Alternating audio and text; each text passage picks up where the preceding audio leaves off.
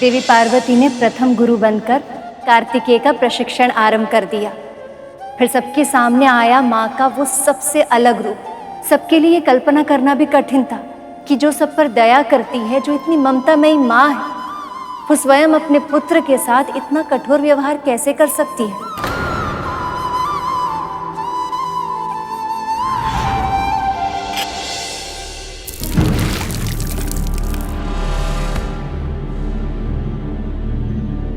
समय हो गया।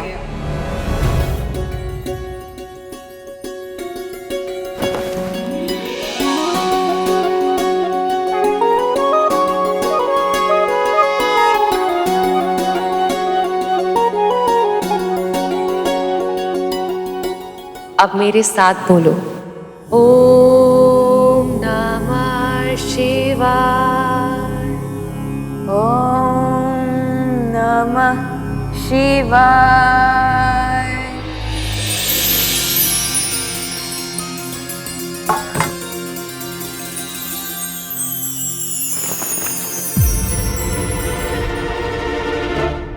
खाओ। मैंने तो सोचा था कि इतने परिश्रम के पश्चात माँ मुझे स्वादिष्ट भोजन खिलाएंगी, किंतु ये क्या, केवल 2 फल।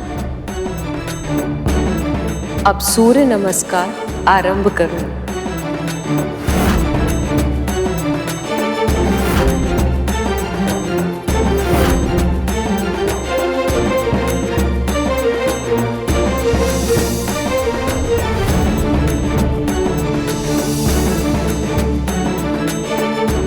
हाथ सीधा होना चाहिए, दृष्टि सतर्क, पांव दृढ़ता के साथ जमीन पर गड़े होने चाहिए, पर तीव्र गति से संचालन के लिए सदैव तैयार।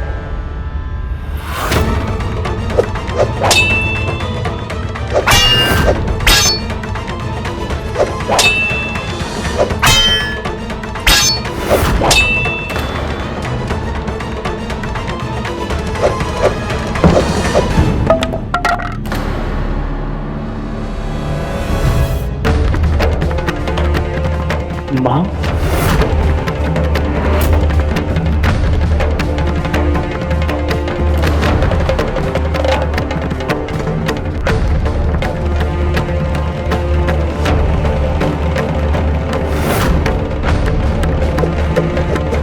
नजर सामने कार्तिकेय।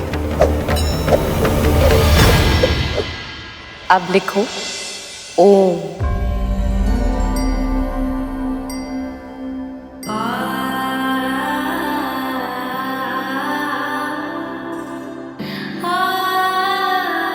वेदों का पठन पाठन का माध्यम होता है श्रुति और वाचन, अर्थात सुनना और उच्चारण करना। सबसे पहले यहीं से आरंभ करेंगे।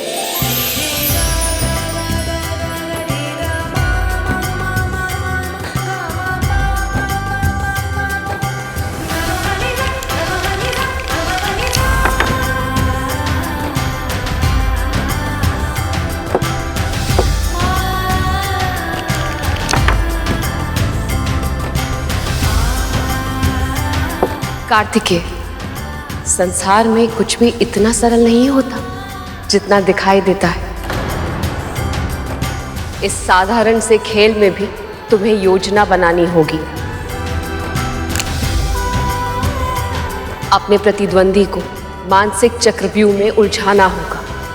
उसे लगना चाहिए कि तुम्हारी अगली चाल ये है, परंतु उसके अनुमान के बिल्कुल विपरीत पहले से और भी अधिक प्रभावी वार करना होगा।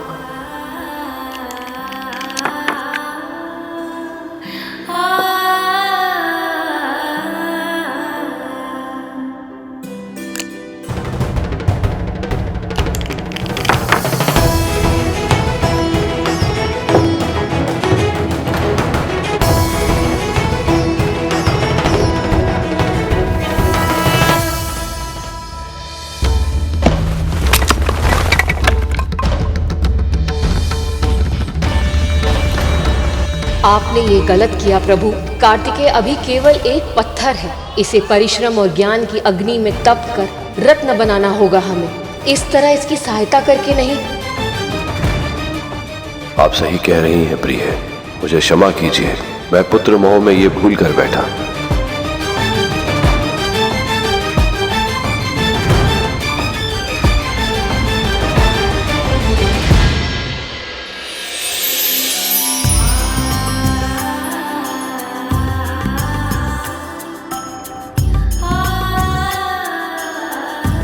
जानती हूँ पुत्र, बहुत कड़ा श्रम करवा रही हूँ तुमसे, पर विवश हो। अपना उद्देश्य पूरा करने के लिए तुम्हें बहुत दृढ़ नींव की आवश्यकता है।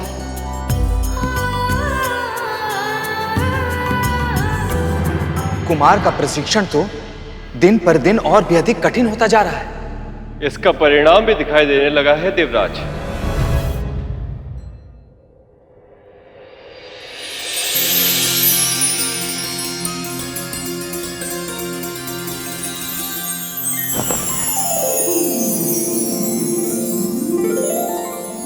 ओम नमः शिवाय।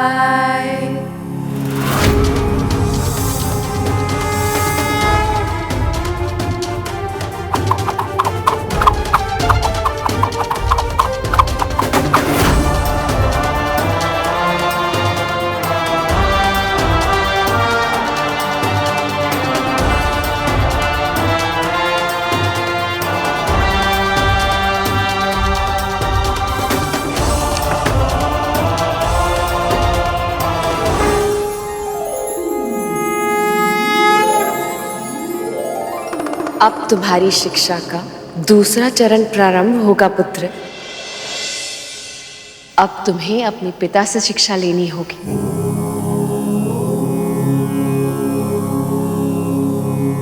तुम्हारी मां से तुम्हें व्यवहारिक और संसारिक ज्ञान प्राप्त हुआ है पुत्र। अब मैं तुम्हें आत्मिक ज्ञान से अवगत कराऊंगा।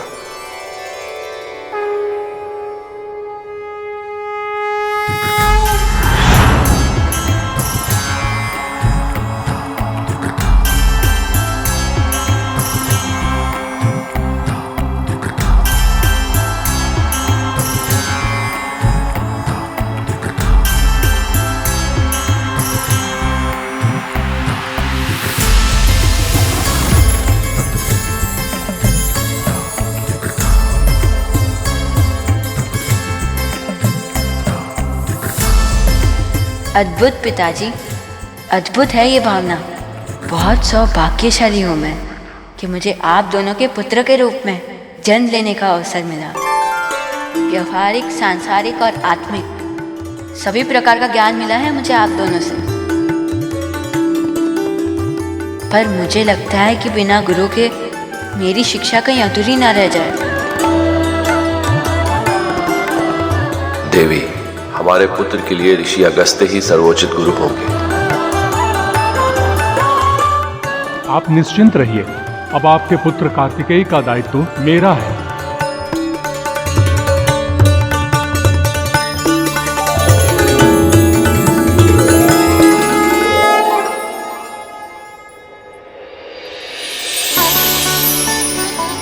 कलारीपयट्ट, मल्लखंभ और अन्य युद्ध कलाओं में प्रवीणता आवश्यक है, किंतु इन शारीरिक तकनीकों के साथ साथ तुम्हें युद्ध नीति भी सीखना आवश्यक है। जी गुरुदेव।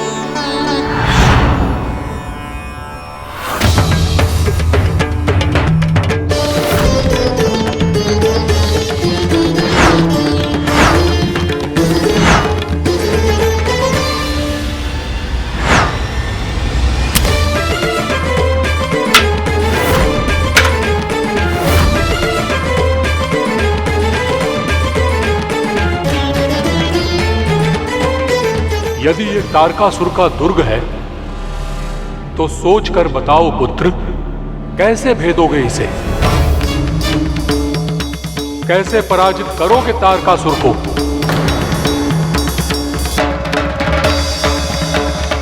शत्रु के पराजय का रहस्य उसके व्यवहार में छुपा होता है गुरुदेव। हर प्रतिद्वंदी की कोई ना कोई दुर्बलता अवश्य होती है। मैं उसी दुर्बलता को ढूंढकर सटीक वार करूंगा।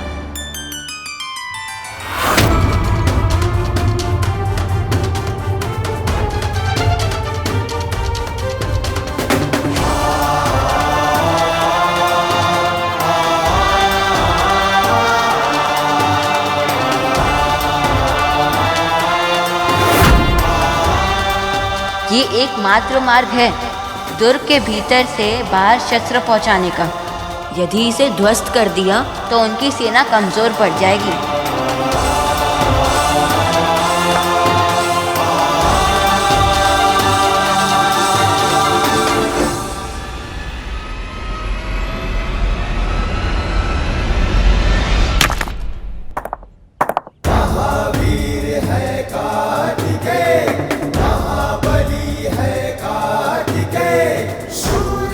अब तुम्हारी शिक्षा पूर्ण हुई पुत्र।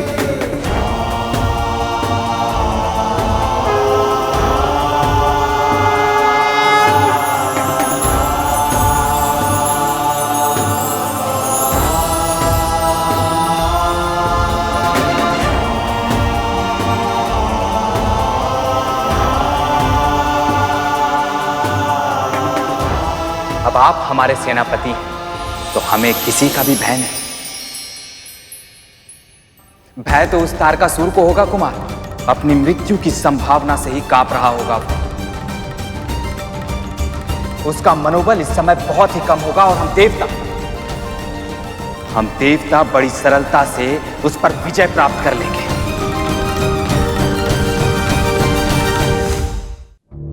देवताओं में नई ऊर्जा का संचार हो गया होगा, पर हम उनसे युद्ध करने में, उन पर आघात करने में अपना समय व्यर्थ नहीं करेंगे।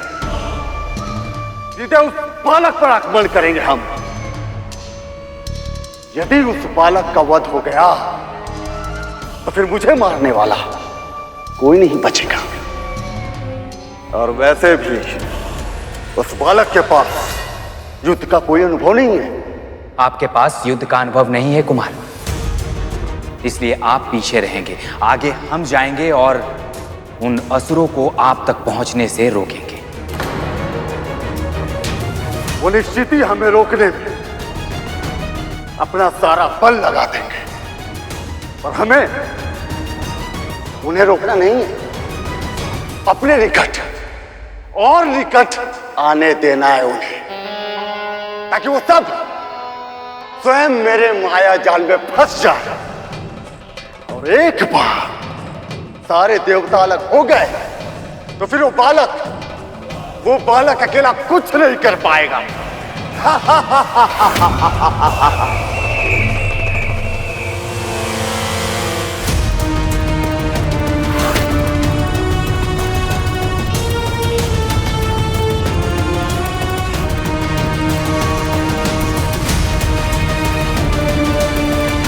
फिर देवताओं ने मिलकर एक योजना बनाई कि वे कार्तिकेय को असुरों का सामना नहीं होने देंगे।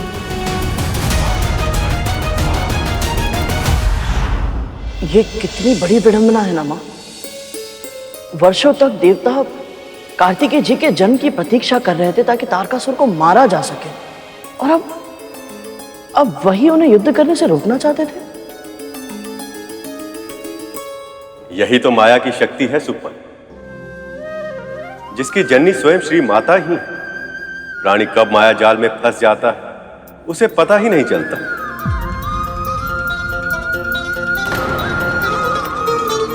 माई अच्छे से जानती थी कि देवताओं ने उनके पुत्र को सेनापति का जो पद दिया है वो एक औपचारिकता से अधिक और कुछ भी नहीं। देवताओं को यह विश्वास नहीं था कि कार्तिकेय उन्हें युद्ध जिता सकते हैं, इसलिए उचित अवसर आने पर कार्तिकेय के लिए यह आवश्यक था कि वह उनका विश्वास अर्जित कर सके, अपनी क्षमता से, अपनी योग्यता से।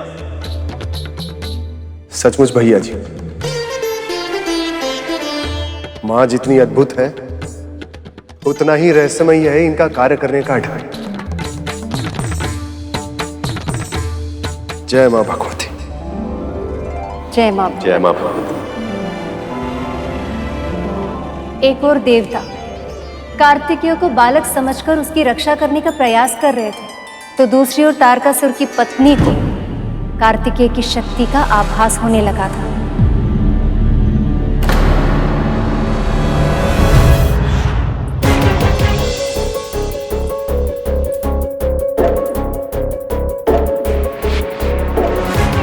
माँ, आज मेरे पति के साथ मेरे पुत्र भी इस युद्ध में भाग लेने जा रहे हैं। कृपया कृपया मेरे परिवार की रक्षा।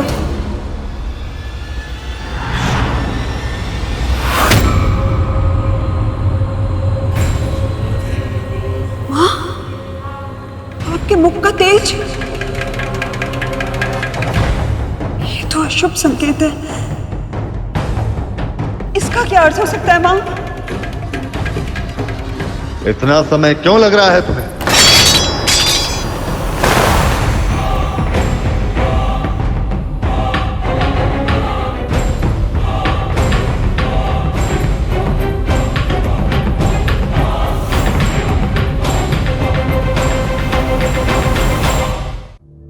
स्वामी शिव पुत्र के साथ युद्ध करने के अपने इस निर्णय पे पुनः विचार कीजिए स्वामी।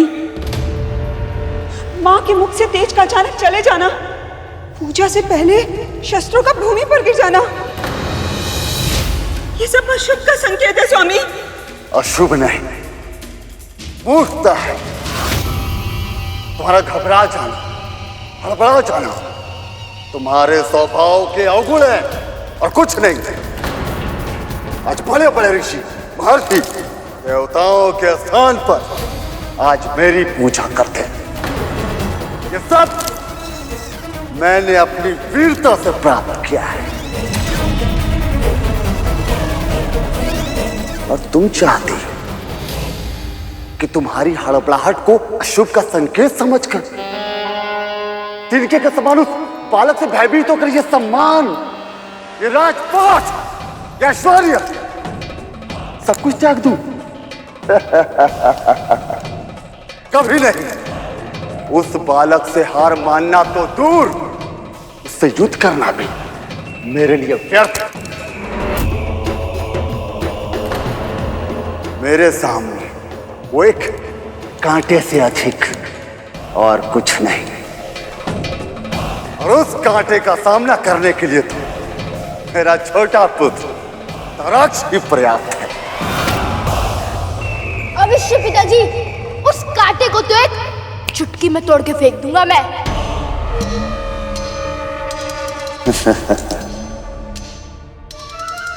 इंद्र के स्वार्थ का प्रयोग उसी के विरुद्ध करना पुत्र।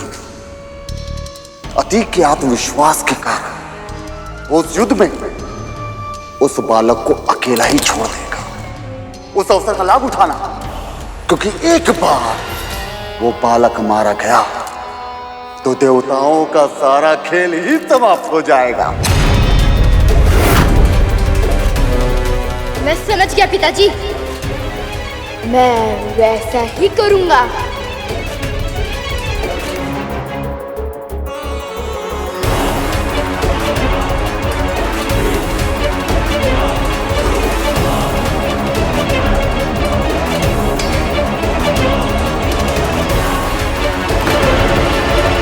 एक ओर तारकासुर का छोटा पुत्र अपने पिता की आज्ञा से कार्तिकेय का अंत करने निकल पड़ा था, तो दूसरी ओर कार्तिकेय इस युद्ध को अपनी योग्यता सिद्ध करने का अवसर मान पूर्ण वीरता से असुरों का सामना करने प्रस्तुत था।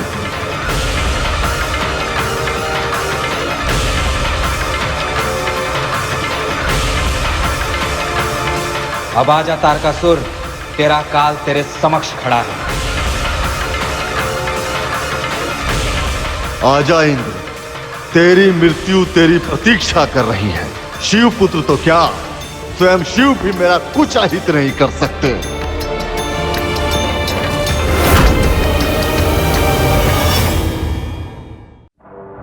पिताजी, मैं ताराक से अधिक योग्य और अनुभवी हूं, फिर भी आपने उसे युद्ध करने भेजा, मुझे नहीं।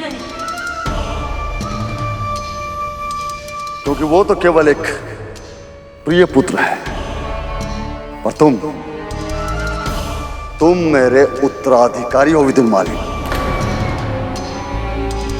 और तुम्हारे प्राणों को संकट में नहीं डाल सकता मैं।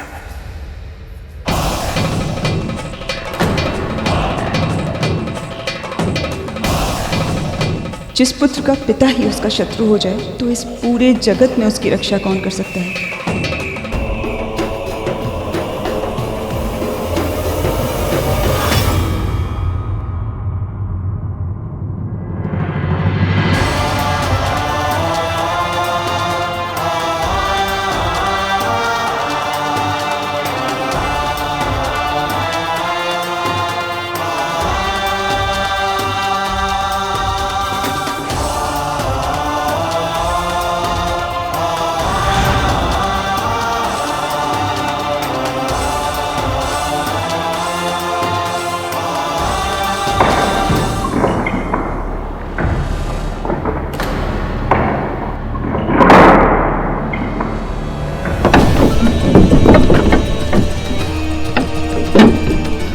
युद्ध का द्वार खुल रहा है, सावधान।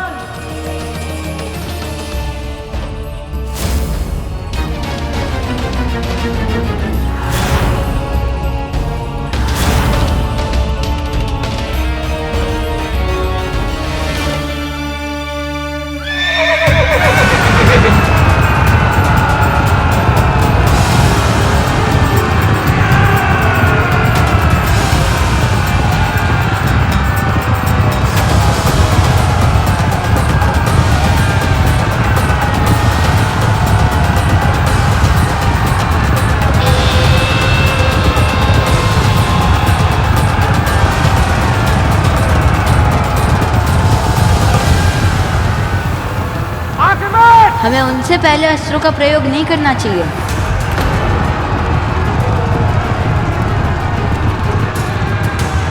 नीति कहती है यदि युद्ध से पहले संधि की तनिक भी संभावना हो तो उसे एक अवसर अवश्य देना चाहिए।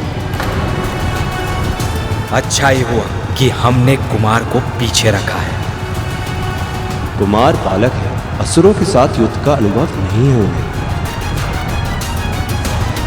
कुमार को असुरों की दुष्टता का आभास नहीं है। संधि के बारे में तो सोच भी नहीं सकते वो।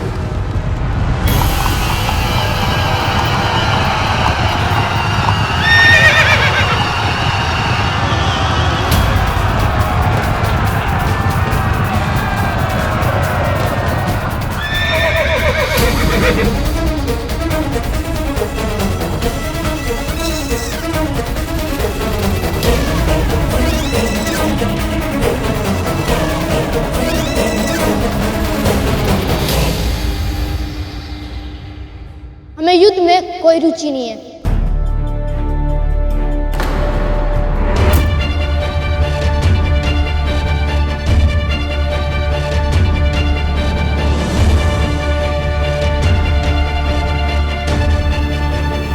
आपने सही सुना। हम असुर मानते हैं कि युद्ध की आवश्यकता नहीं है। आप स्वर्ग चाहते ना देवराज? हम संधि के लिए तैयार हैं। दे देंगे आपको आपका स्वर्ग। और देवताओं, सभी असुरों की ओर से मैं ये वचन भी देता हूं कि भविष्य में हम सबको शांति से जीने देंगे। बस एक शर्त है हमारी।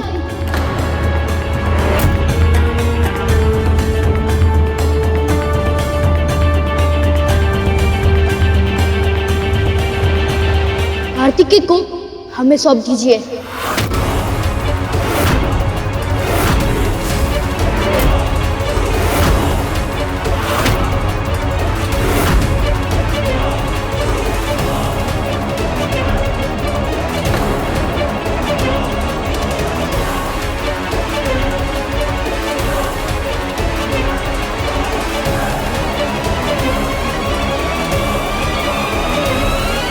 तारकासुर तो कुछ अधिक ही चतुराई दिखाने का प्रयास कर रहा है। देवताओं की सेना अपने सेनापति को शत्रु के हाथ में सौंप देगी, इसकी कल्पना करना मूर्खता है। या फिर कुशल युद्ध नीति। कहीं देवराज इंद्र स्वर्ग के लोभ में हमारे पुत्र को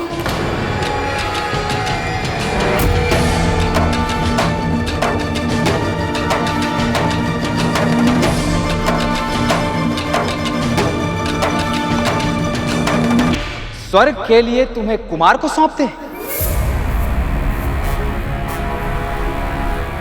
प्रस्ताव बुरा तो नहीं है।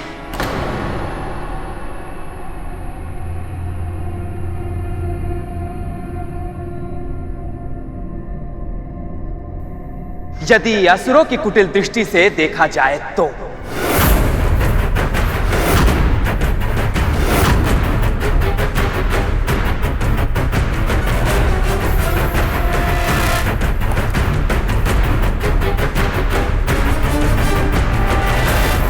कितनी आसानी से तुम भूल गए कि कुमार हमारे सेनापति हैं।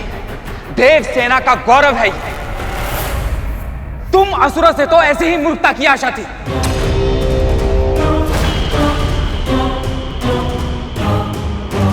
अब इस अपमान का उत्तर मेरा ये अस्त्र देगा। रुकिए, इतने क्रोधित मत होइए देवराज।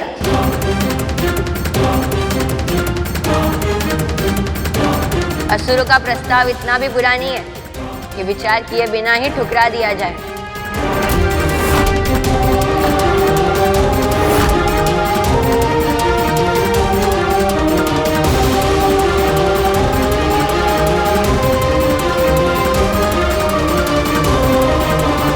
जब तारकासुर स्वयं अपने काल को अपने पास बुला रहा है तो मैं क्यों ना चले ही जाऊं।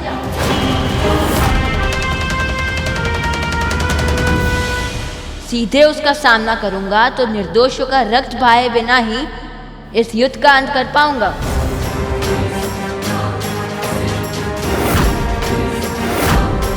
क्या चल रहा है कार्तिकेय के मस्तिष्क में? ये आप क्या कह रहे हैं कुमार? हम यहां समर्पण करने नहीं, युद्ध करने आए हैं।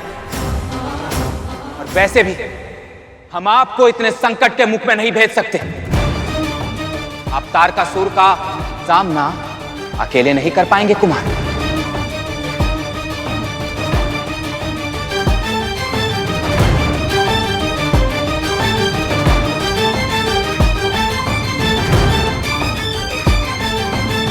तुमने ऐसा प्रस्ताव देकर यह सिद्ध कर दिया है कि ना तो तुम संधि के योग्य हो और ना ही क्षमा के।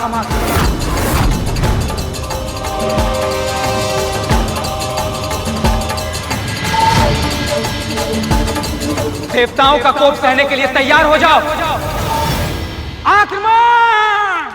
आप यहीं प्रतीक्षा कीजिए कुमार। सेना की एक टुकड़ी सेनापति की रक्षा करेगी, बाकी सब मेरे पीछे आए।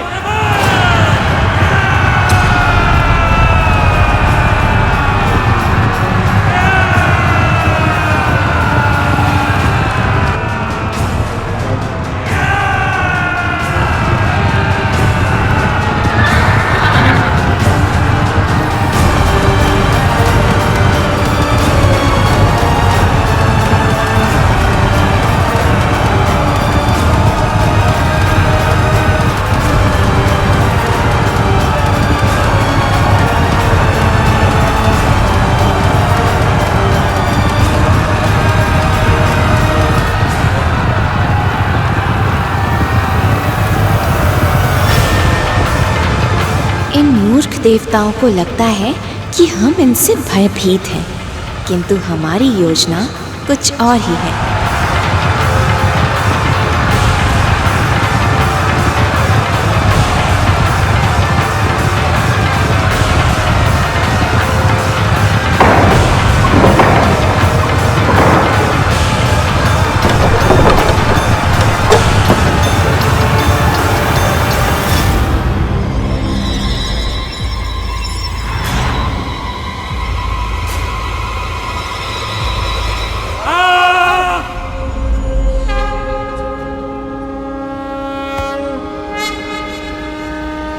देवताओं, दुर्ग द्वार को भेदने में हम सफल रहे। अब विजय निश्चित है। महल की ओर बढ़ो।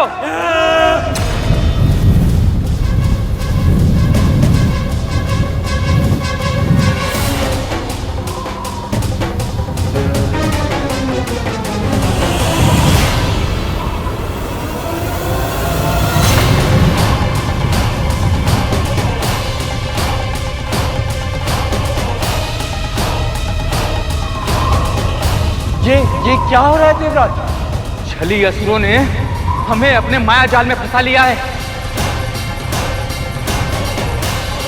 और उधर रणभूमि में कार्तिकेय बस कुछ ही सैनिकों के साथ हैं।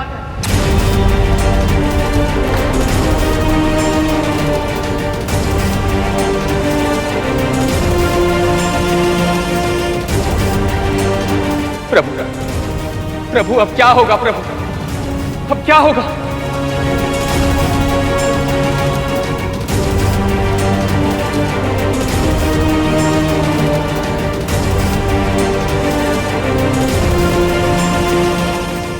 ये कैसे संभव है?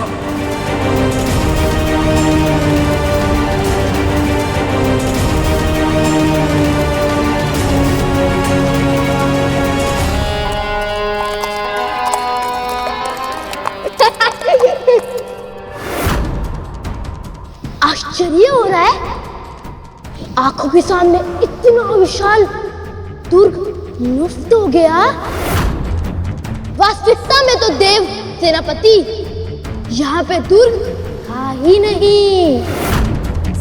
यहाँ पे तो हमारा माया जाल था। ये मेरा माया जाल था जिसमें तुम्हारा देव राजा वो अभिमानी इंद्र सरलता से फंस गया और हमारी योजना सफल हुई।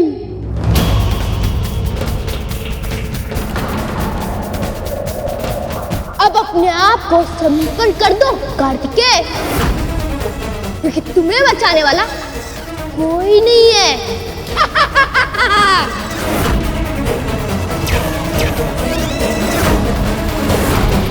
तारकासुर ने अपनी माया का प्रयोग कर दिया। सारी देवताओं की सेना उसके जाल में फंस चुकी है महादेव। इतने शक्तिशाली असुर के विरुद्ध मेरा पुत्र अकेला रह गया। अब मुझे ही कुछ करना होगा।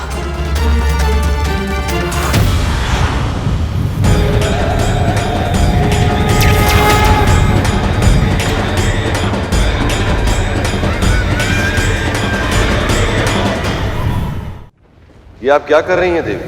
वही जो एक माँ को करना चाहिए, अपने पुत्र की रक्षा।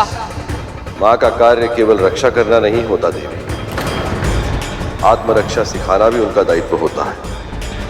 आप जानती हैं, जैसे किसी पौधे को आवश्यकता से अधिक छांव मिल जाए तो वो भी कुम्हला जाता है, ठीक उसी प्रकार पौधे के उचित विकास के लिए धूप भी उतनी आवश्यक होती है जितनी छांव।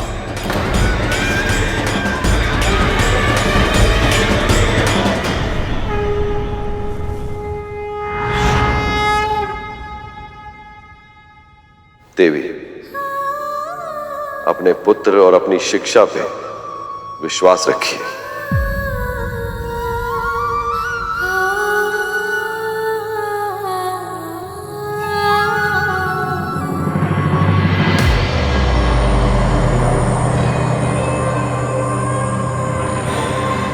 वाह पिताजी, क्या योजना बनाई है आपने। सारे देवता अभी तक हमारे माया जाल में फंसे हुए हैं और उधर वो शिवपुत्र ताराक्ष के सामने अकेला रह गया।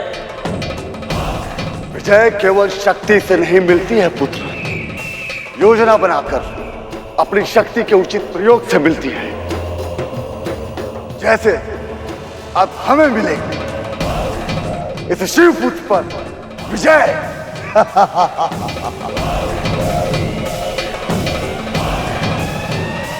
स्वामी का इतना अधिक अहंकार मेरे मन में भय क्यों उत्पन्न कर रहा है? क्या हुआ सेनापति कार्तिकेय? अपने रक्षक देवताओं को बंदी देखकर मन घबरा रहा है। चिंता मत करो, युद्ध में किसी निर्दोष का रक्त बहे उसके पक्ष में मैं भी नहीं हूं। इसलिए यदि मुझसे भय ना लग रहा तो आओ, हम दोनों, केवल हम दोनों एक दूसरे का सामना करते हैं और अपने बाहुबल से इस युद्ध का परिणाम निश्चित कर ले।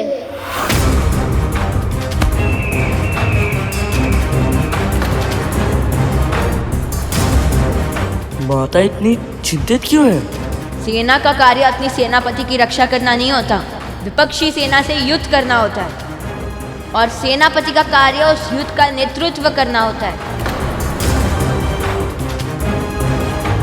तुम्हारी चुनौती मुझे स्वीकार है असुर, जो शस्त्र उचित लगे चुन लो।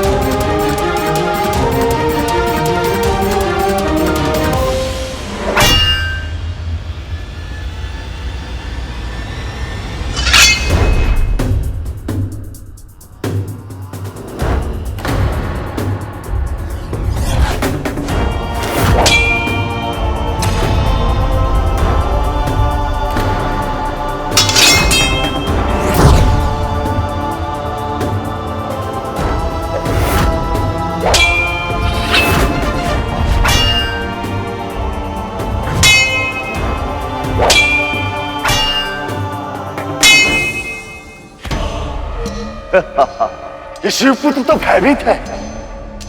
आक्रमण करने का स्थान पर ताराक्ष के प्रहारों से बचने का प्रयास कर रहा है। ताराक्ष के सभी प्रहार व्यर्थ जा रहे हैं।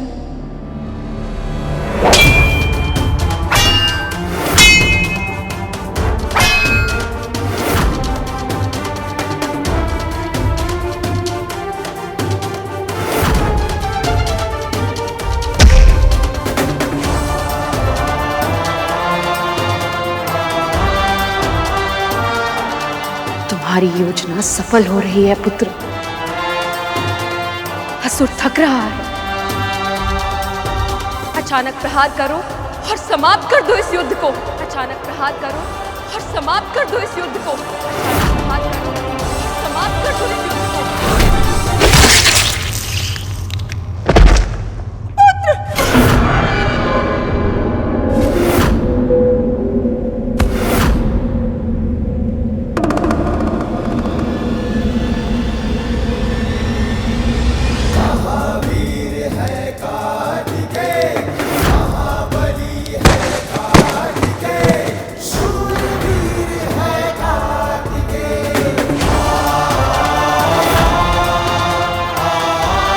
कार्तिकेय की युद्ध कला प्रशंसनीय है, किंतु अब भी इसकी बड़ी परीक्षा शेष है, जब स्वयं तारकासुर अपने पुत्र की मृत्यु का प्रतिशोध लेने आएगा।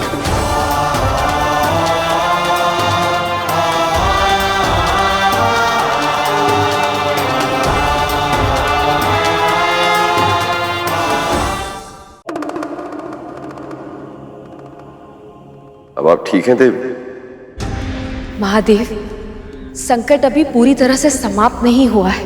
देवराज और उसकी सेना अभी भी फंसी हुई है। मुझे संदेह है कि तारकासुर अब और भी अधिक तीव्रता से आक्रमण करेगा।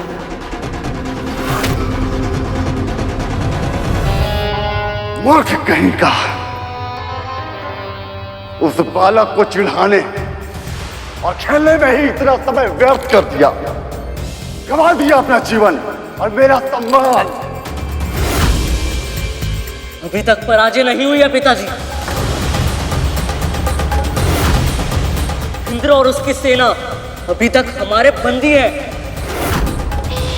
और इस बात का तो प्रश्न उठता ही नहीं कि ये छोटा सा बालक किसी भी तरह से हमारा माया जाल तोड़ देगा।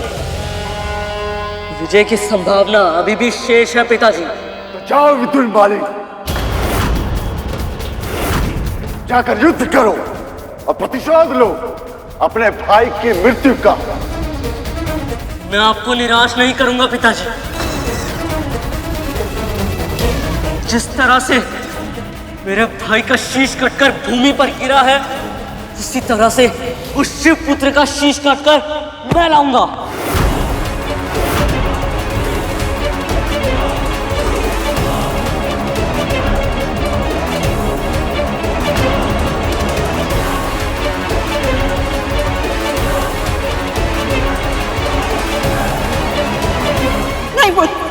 नहीं, शिव पुत्र से युद्ध मत करो।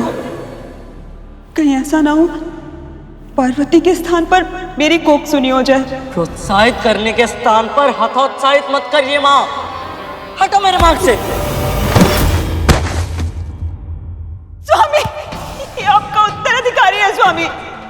आप इसके प्राणों को संकट में कैसे डाल सकते हैं? जब उसके और मेरे प्राणों में से किसी के प्राणों पर संकट आना ही है, तो उसके प्राण क्या बुरे हैं? तुम्हें तो अनेक पुत्र मिल जाएंगे, पर पति परमेश्वर तो बस एक ही होता है ना।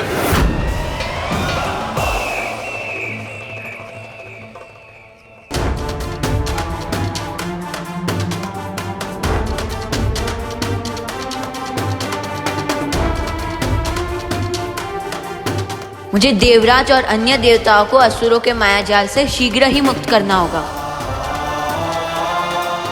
अब हम क्या करें सेनापति? सेना के बिना तारकासुर से युद्ध कैसे करेंगे हम? हमें भाग जाना चाहिए सेनापति।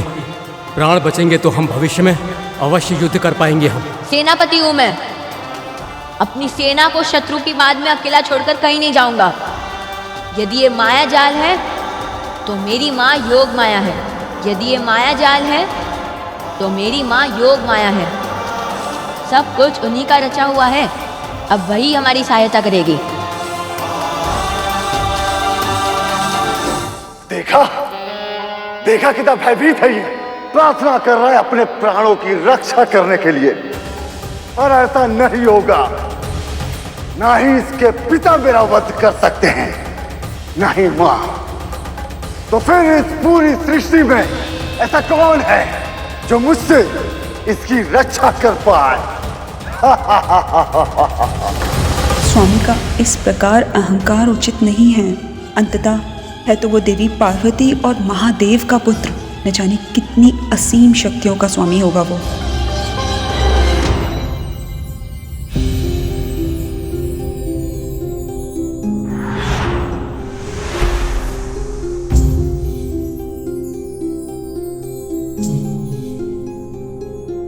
माँ, मुझे कोई आभास तक नहीं है कि मैं असुरों के इस महाभीषण मायाजाल को कैसे तोड़ूं, कैसे रक्षा करूं मेरे सेना की। किसी भी माया जाल की आत्मा क्या होती है पुत्र, जानते हो? कल्पना की शक्ति। कल्पना से ही माया मूर्त रूप लेती है और उसी से दृढ़ होती है। अपने भीतर के ज्ञान का प्रयोग करो कार्तिकेय, फिर संसार के किसी भी माया को भेदने में सफल होगे।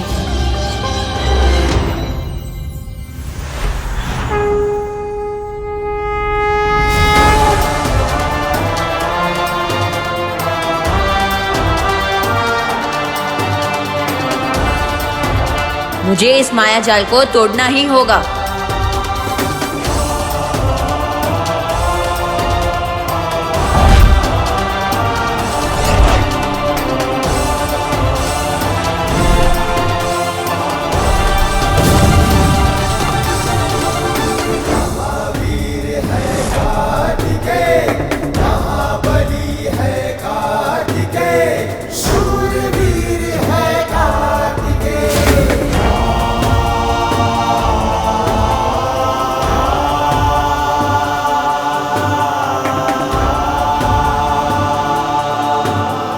कार्तिकेय, आपने असुरों का माया जाल तोड़ दिया, हमें बचा लिया आपने।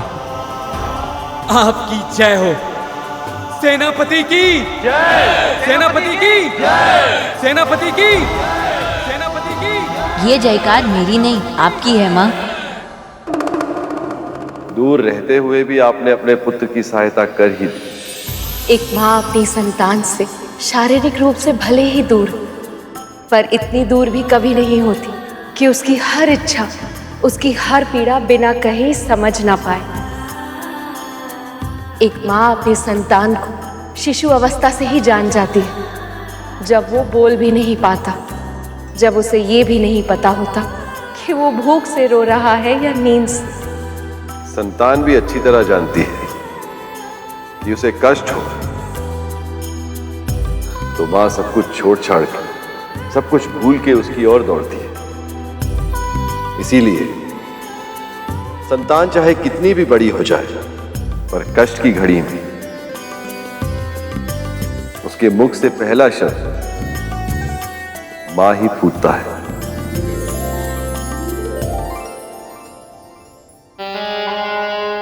कैसे कैसे तोड़ा गया ये माया जाल? कैसे? अब तो आपको विश्वास हो गया स्वामी कि कोई साधारण बालक नहीं है। मैंने आपसे पहले ही कहा था, शस्त्रों का गिरना अशुभ संकेत है। मूर्ख स्त्री, अशुभ तो तू है। तू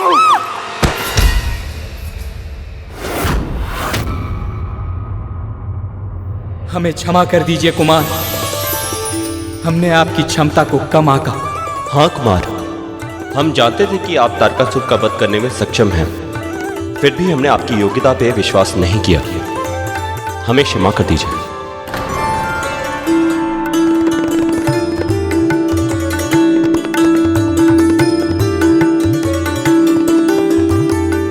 आपके मन में मेरे हित की भावना ही थी, इससे क्षमा का तो प्रश्न ही नहीं उठता। और वैसे भी मैंने जो भी किया है माँ की सहायता से ही किया है।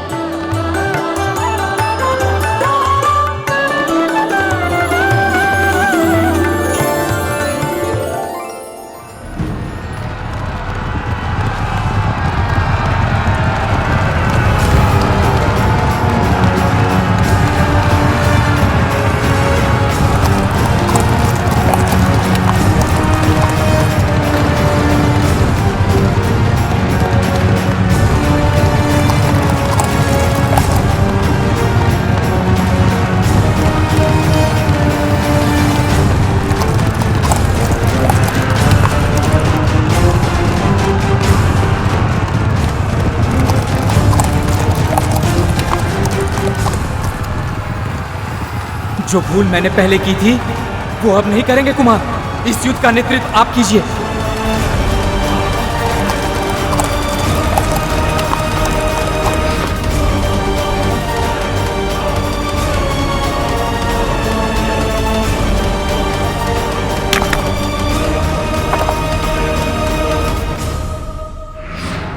गरुड़ व्यूह। गरुड़ व्यूह की रचना करो।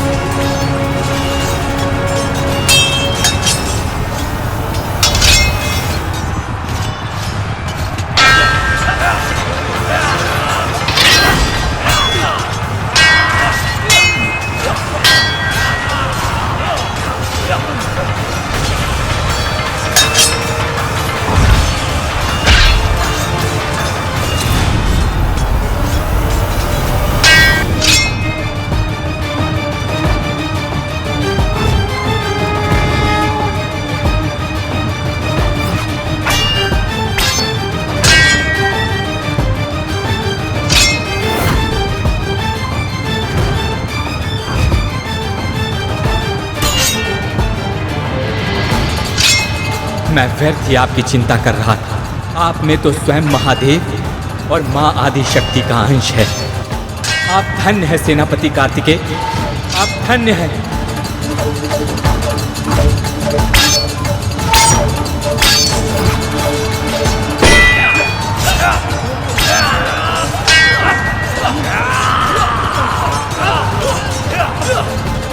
जिसे स्वयं शक्ति ने प्रशिक्षण दिया, उसका इतनी वीरता से युद्ध करना तो स्वाभाविक ही है।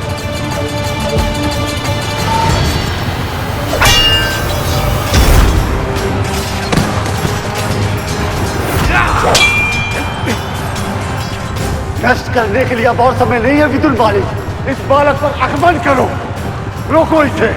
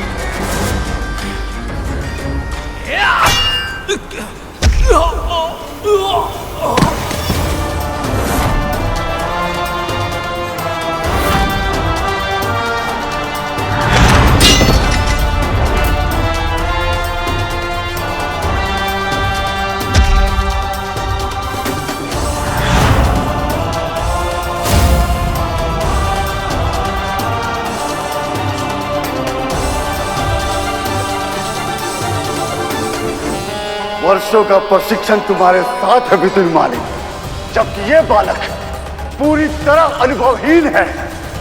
जो कार्य ताराक्ष नहीं कर पाया, अब वो तुम करोगे।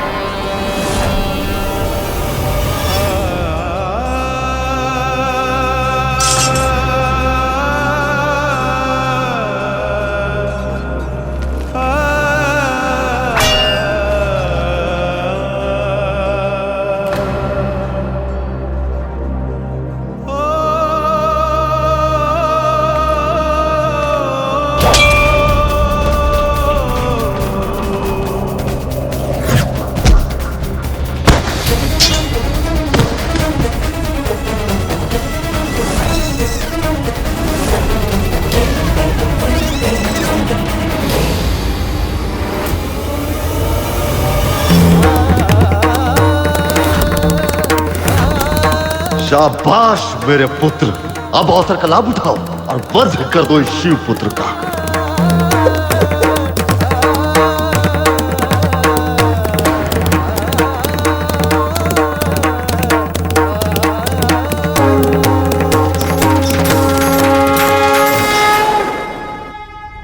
देवी,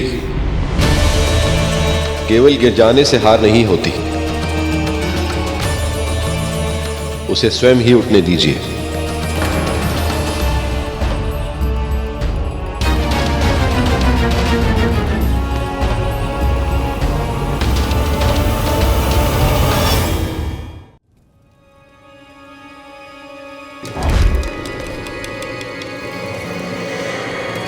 मुझे कुछ भी दिखाई नहीं दे रहा है, किंतु मुझे इसे पराजित करना ही होगा।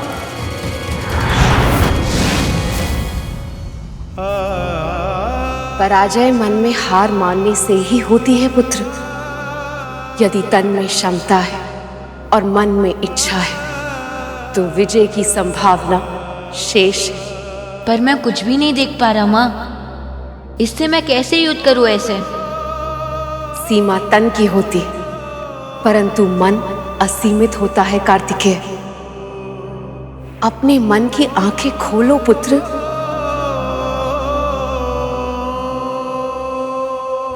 अपने मन की आंखें खोलो पुत्र।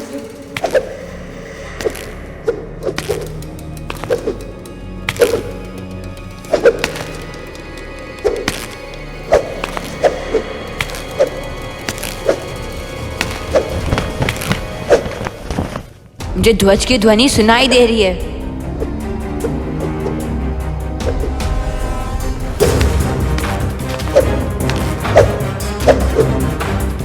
मैं अपने शत्रु के पैरों की ध्वनि सुन पा रहा हूं और वो तीव्र गति से तलवार चला रहा है।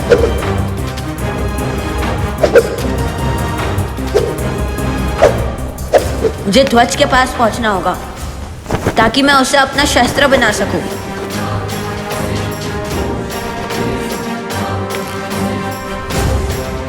और ध्वज जो अपने शत्रु के विरुद्ध उपयोग कर सकूं।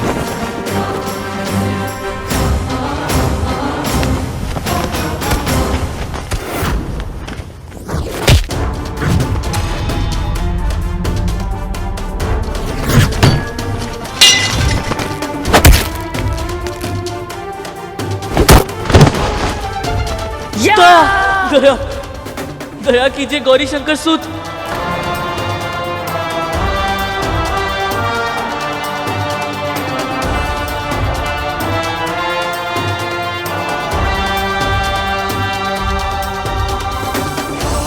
मुझे जीवन दान दे दीजिए।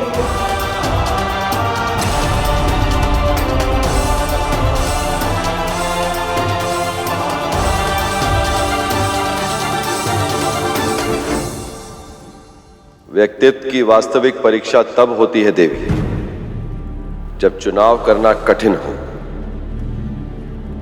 इसे स्वयं निर्णय लेने दीजिए।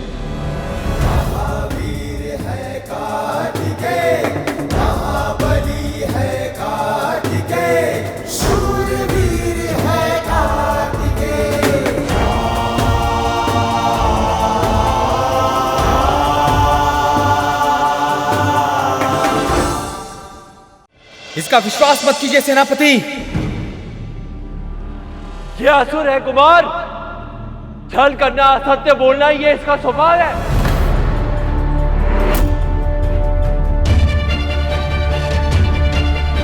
नीति के विरुद्ध निर्णय मत लीजिए।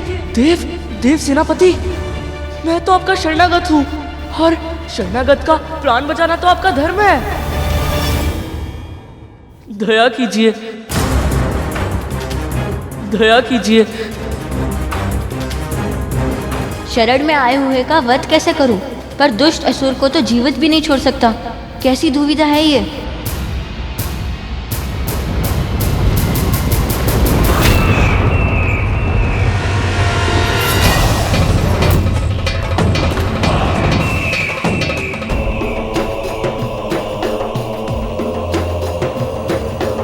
जो शत्रु के पांव में गिर जाए वो मेरा पुत्र हो ही नहीं सकता।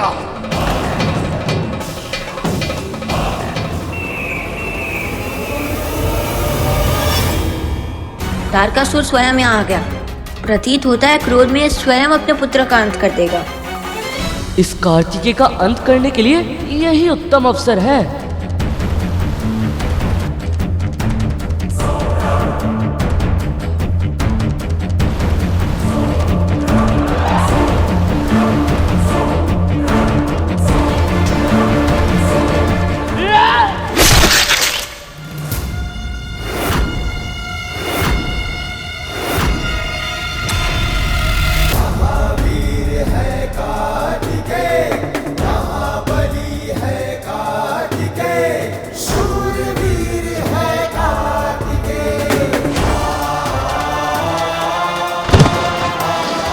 दुष्टों पर दया नहीं की जाती, उन्हें दिया जाता है केवल दंड।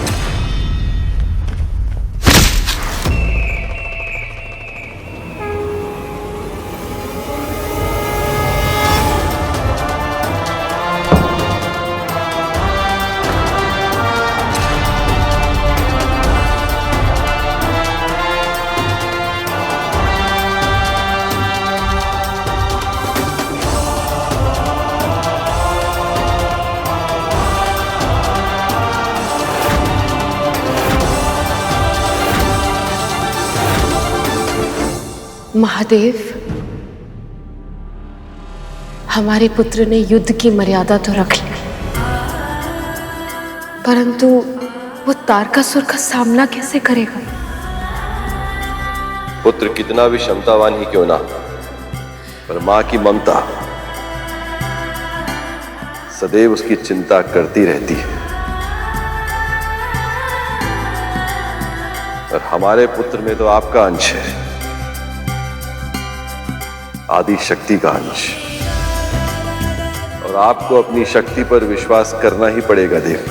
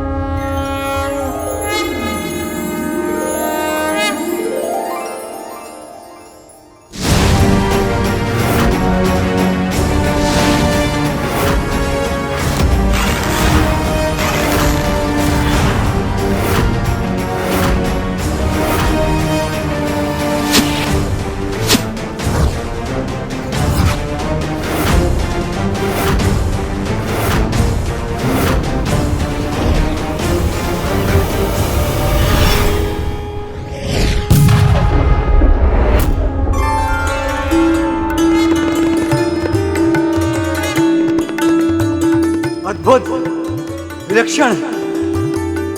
इतनी कम आयु में इतने बड़े असुर से युद्ध कर रहे हैं राजकुमार कार्तिकेय, और वो भी बिना किसी भय के।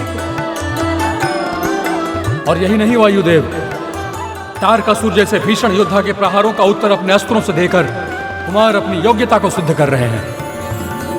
नहीं तो किसी और में यह सामर्थ्य कहां कि तारकासुर जैसे योद्धा के सामने इतनी देर टिक पाए।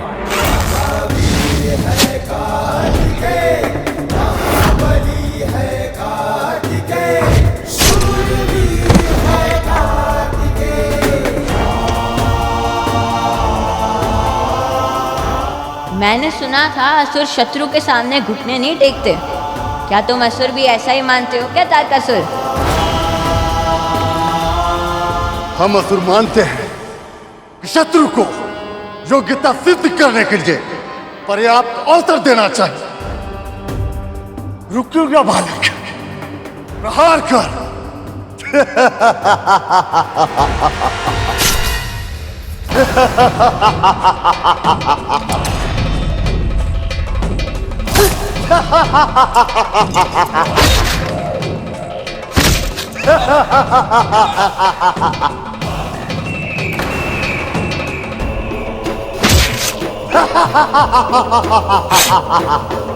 तू मेरा कुछ नहीं बिगाड़ सकता बालक, क्योंकि मेरे प्राण तेरी मां के चरण कमलों में है। मुझे मारना चाहता है तो जा, पहले उन्हें काट।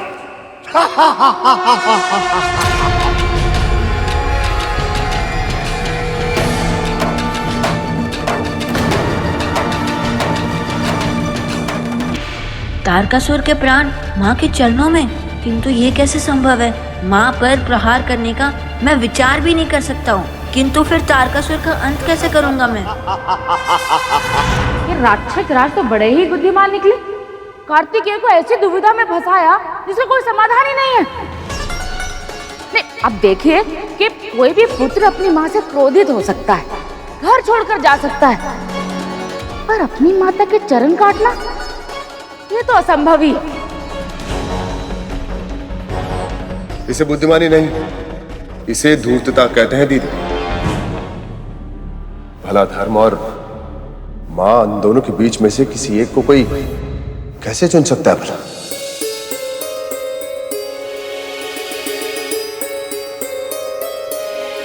पर चुनना तो पड़ा ही होगा ना, क्योंकि यदि तारकासुर नहीं हारता तो संसार कैसे बच पाता? परंतु मां, सदैव अच्छे व्यक्तियों को ही ऐसी कठिन परीक्षाएं क्यों देनी पड़ती है? क्योंकि अच्छे व्यक्ति ही भगवान से सबसे अधिक प्रेम करते हैं। उनको अपने चरणों में सदा सदा के लिए स्थान देने से पहले भगवान के लिए भी अनिवार्य होता है कि वह उनकी परीक्षा ले। कार्तिकेय के लिए भी ये चुनाव करना बहुत कठिन था। या तो उसे अपने कर्तव्य को चुनना पड़ता जिसके लिए उसका जन्म हुआ था, या तो अपने माँ को जो उनके अस्तित्व का आधार थी। इतने छोटे से बालक के लिए इससे बड़ी परीक्षा क्या हो सकती है? परीक्षा जब पहेली बनकर चुभने लगे तो उसका समाधान ढूंढना आवश्यक हो जाता है। वाराणसी के एक सेठ ने अपनी मां के नाम पर एक भव्य मंदिर का निर्माण करवाया। उस मातृभक्त ने मंदिर में प्राण प्रतिष्ठा के बाद कहा कि हे मां, मैंने तुम्हारे नाम को शताब्दियों तक अमर कर दिया, मैंने तुम्हारा ऋण चुका दिया। उसके ये कहते मंदिर का एक बड़ा भाग छत के साथ ढह गया। जानते हो क्यों? क्योंकि मां का ऋण कभी चुकाया नहीं जा सकता। इस संसार में बड़ी से बड़ी तपस्या कर भगवान को तो पाया जा सकता है प्रभु, परंतु मां के ऋण से मुक्ति नहीं पाई जा सकती। कि मां तो वो है जो प्रसव के समय हंसते हंसते मृत्यु के मुंह में जाकर अपनी संतान को जन्म देती है, उसके पालन पोषण के लिए माँ अपना अस्तित्व भी भुला देती है। रात रात भर जागकर अपनी संतान को सुलाती है माँ, और उसे खिलाए बिना एक निवाला भी स्वयं नहीं खाती। अपनी संतान के लिए अपना पूरा जीवन समर्पित कर देती है माँ। ऐसी होती है माँ।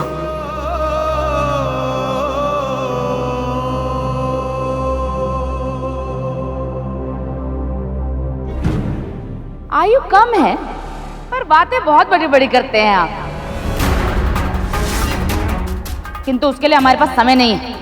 आप ये बतलाइए कि कथा में आगे क्या हुआ, कार्तिकेय ने क्या किया?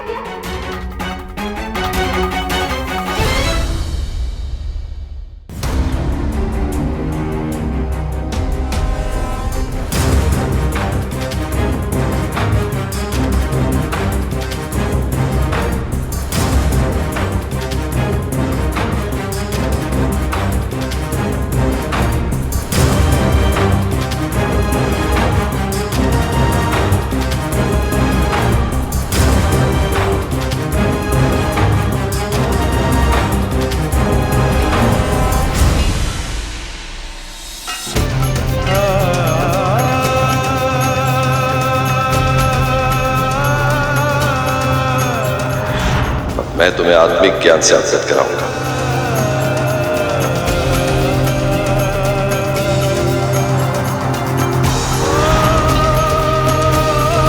अब आप हमारे सेनापति हैं, तो हमें किसी का भी भय नहीं। तू मेरा कुछ नहीं बिगाड़ सकता बालक, क्योंकि मेरे प्राण तेरी मां के चरण कमलों में।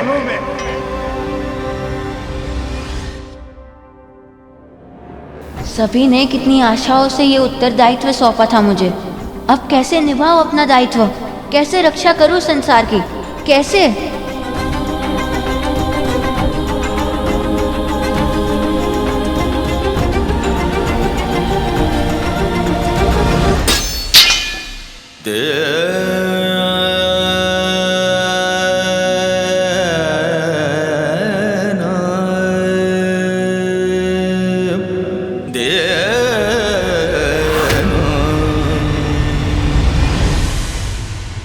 जो सारे संसार को असंभव लगता था, उसे संभव बना दिया मैंने। जो कल तक अकल्पनीय था, उसे यथार्थ में बदल दिया।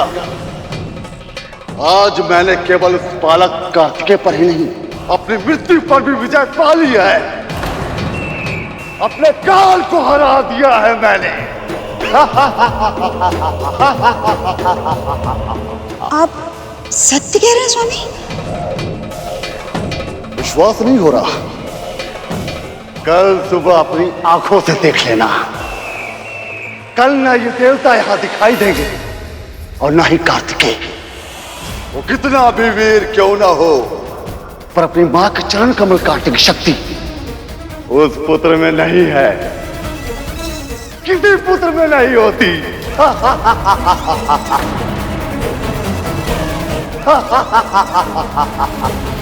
अब बस बहुत हो गया महादेव। मौन रहकर मैं ये सब नहीं देख पाऊंगी। ये असुर युद्ध नहीं कपट कर रहा है, एक पुत्र को अपने मां के विरुद्ध तलवार उठाने के लिए विवश करने का प्रयास कर रहा है। जानता ही नहीं कि ये अनर्थ कभी नहीं हो सकता। पर ये अनर्थ हो गया है मां।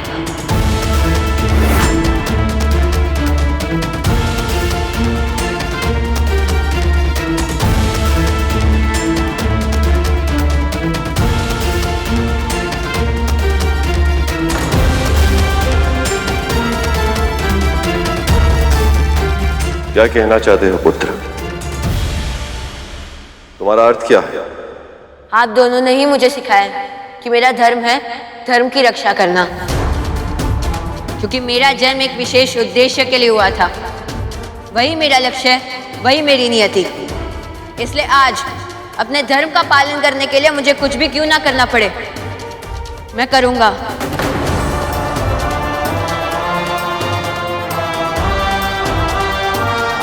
क्षमा कर दीजिए माँ, मैं विवश हूँ।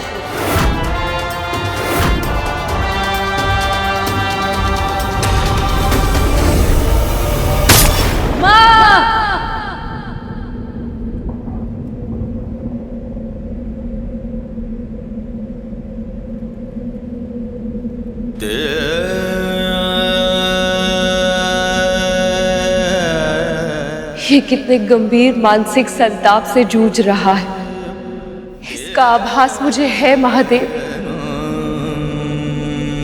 इसकी पीड़ा मैं अपने हृदय में अनुभव कर पा रही हूँ।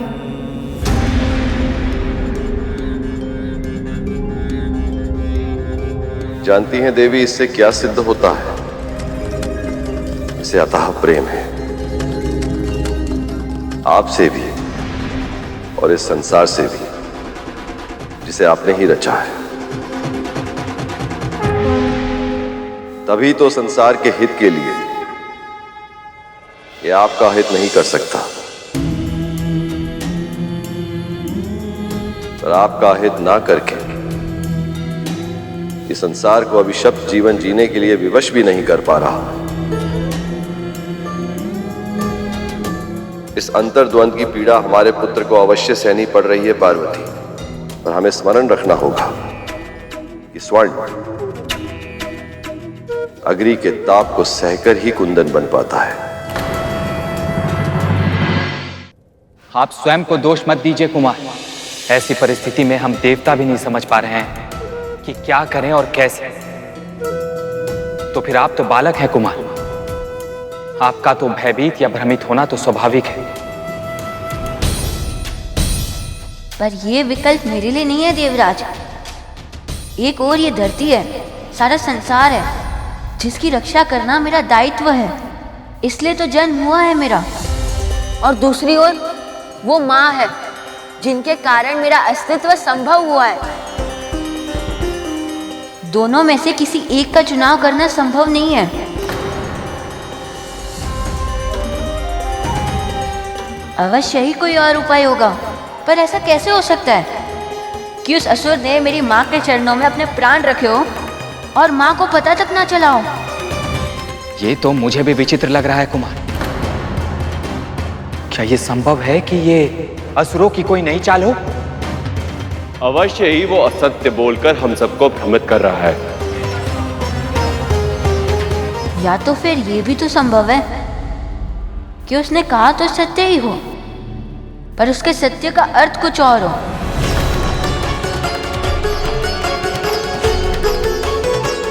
तू मेरा कुछ नहीं बिगाड़ सकता बालक, क्योंकि मेरे प्राण तेरी माँ के चरण कमलों में। उसने कहा था कि उसने अपने प्राण मेरी माँ के चरण कमलों में रखे। चरण कमलों का कोई और भी अर्थ हो सकता है क्या? ये तो अब हमें तारकासुर ही बताएगा। पर तारकासुर स्वयं अपने रहस्य को उजागर क्यों करेगा कुमार? करेगा देवराज।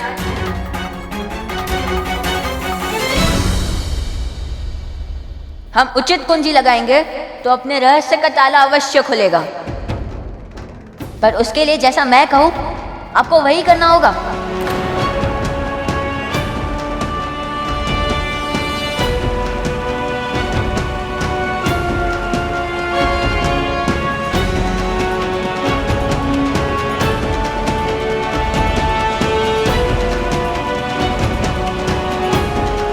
ऐसी क्या योजना बनाने जा रहा है ये?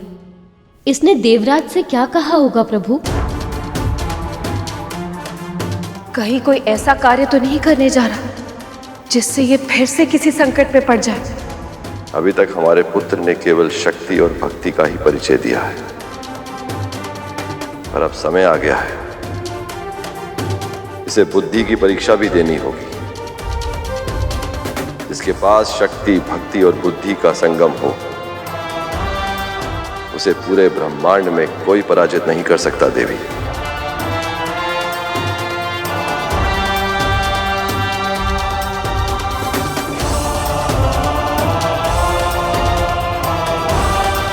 अब मैं शीघ्र ही उस तारकासुर के वध का रहस्य पता लगा के उसके प्राण हर लूंगा।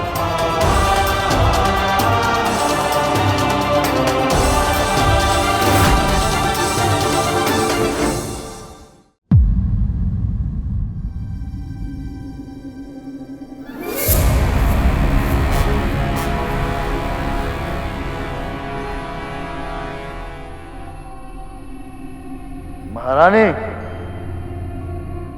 महारानी,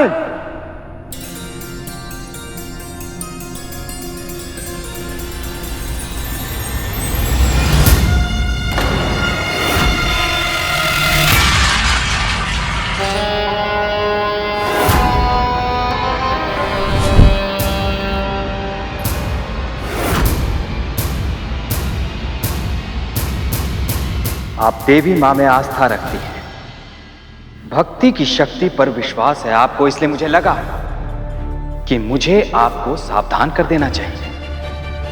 यदि आपने अपने स्वामी को नहीं रोका महाराज, तो उनकी मृत्यु निश्चित है। असुर राज ने बालक कार्तिकेय की क्षमताओं को कम आंकने की भूल की है। सर्वज्ञाता महादेव शिव शंकर का पुत्र है वो, उन शक्तियों का पुत्र है जो कभी दुर्बल पड़ ही नहीं सकता। इसलिए हो सके तो आप अपने पति को रोकिए, समझाइए, उनकी रक्षा करने का प्रयास कीजिए, अन्यथा उनके प्राण जिन चरण कमलों में है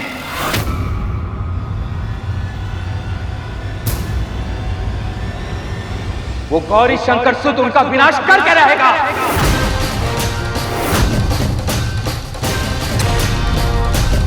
देवराजेंद्र,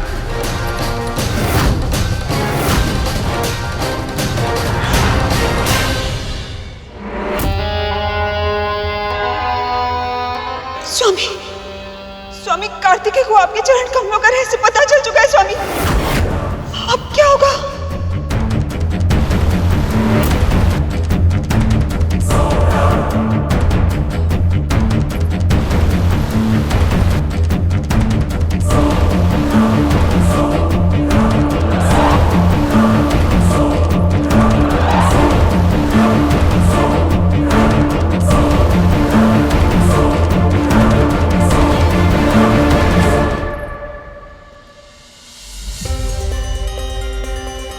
यह तो सुरक्षित है, व्यर्थ में ही मैं चिंतित हो रहा था।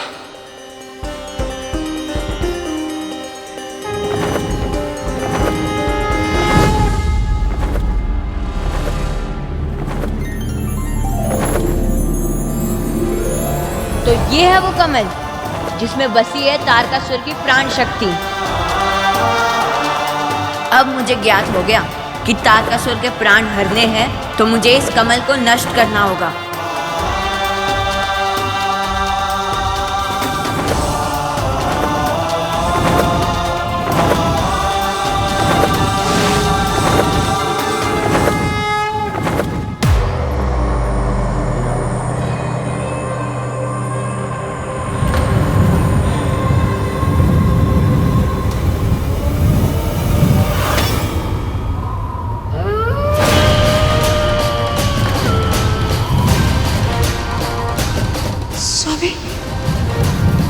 इतने सारे अपशकुन एक साथ, अवश्य ये किसी अनिष्ट का संकेत है स्वामी।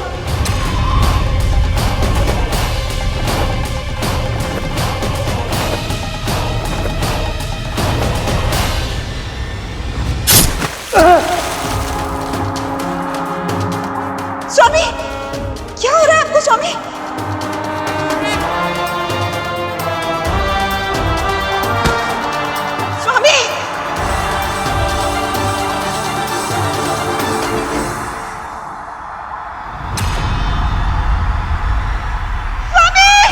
देवी पार्वती के चरण कमल नष्ट होते ही तारकासुर की कवच शक्ति का अंत हो गया।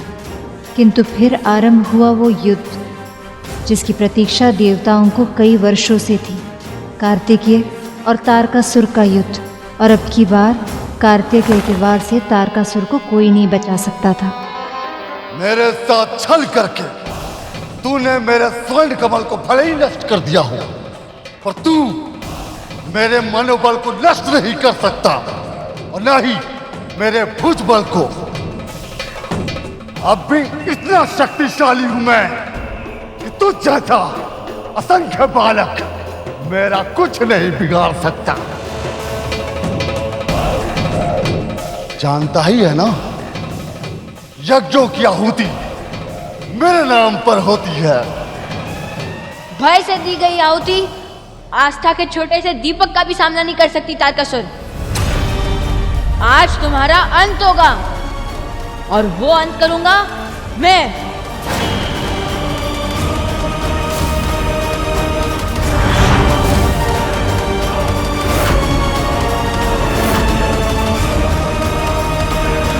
धर्म और अधर्म के युद्ध में सभी दिव्य शक्तियों को धर्म का साथ तो देना ही था, और भगवान भी अपने आप को इस संघर्ष से जुड़ने से रोक नहीं पाए।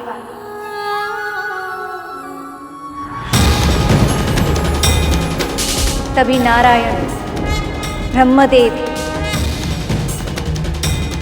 महादेव, शक्ति अपने अपने दिव्य अस्त्रों के साथ वहां पहुंच गए।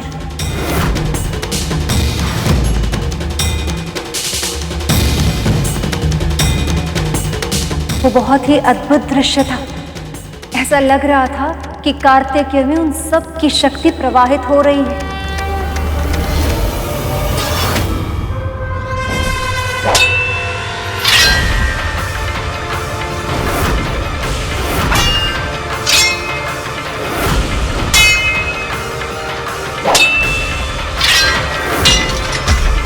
अंत में वहां दुर्गा मां प्रकट हुई। उन सब की असीमित बल से प्रेरित होकर वो गौरी शंकर सुत काल बनकर तारकासुर पर टूट पड़े।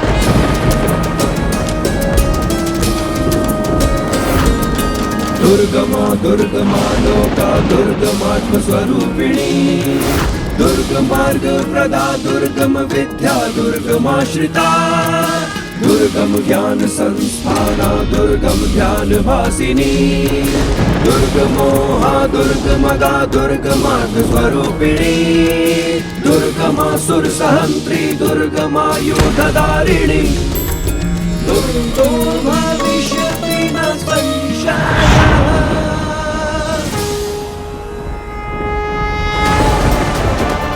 देवराज, क्या हमारा स्वप्न सत्य में सच हुआ?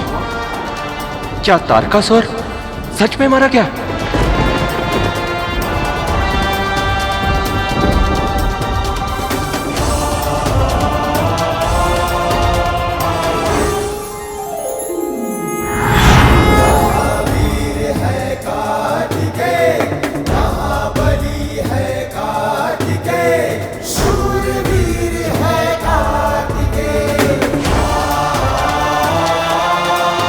शिव पुत्र कार्तिकेय की, शिव पुत्र कार्तिकेय की, शिव पुत्र कार्तिकेय की, शिव पुत्र कार्तिकेय की, शिव पुत्र कार्तिकेय की। और इस प्रकार स्कंदमाता के आशीर्वाद से कार्तिकेय ने तारकासुर जैसे महादुष्ट राक्षस का अंत किया और संसार की रक्षा की। उसके बाद देवी पार्वती ने गणेश को जन्म दिया। नवरात्रि के 5वें दिन हम इन्हीं देवी की पूजा करते हैं। आइए आरती करके हम स्कंदमाता की पूजा संपन्न करते हैं।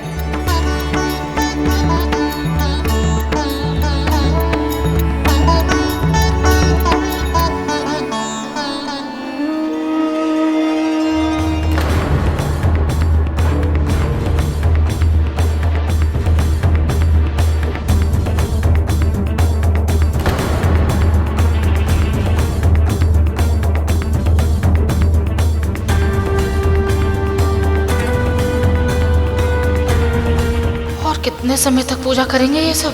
कथा तक तो फिर भी ठीक था, पर अब तो कार्तिकेय के छोटे भैया के वाहन मूसक देव हमारे उधर में अशांति फैला रहे हैं। अब तो अति ही हो गई।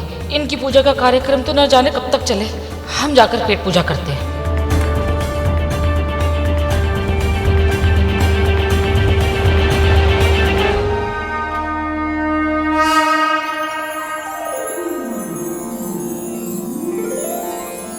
मैं आप सबकी पूजा से बहुत प्रसन्न हूं।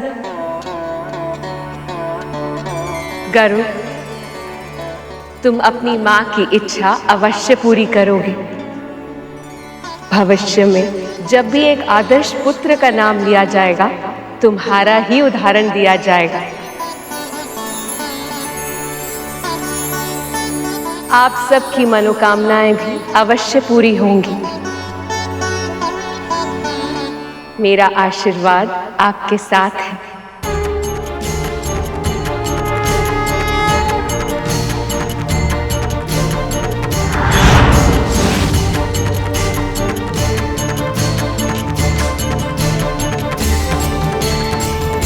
माँ की सबसे बड़ी इच्छा तो यही है कि मैं प्रभु नारायण की सेवा करूं, और मेरी भी बस यही एक मनोकामना है कि नवरात्रि के सभी व्रतों को पूरे विधि विधान से पूरा करके मैं अपने प्रभु का वाहन बन पाऊं।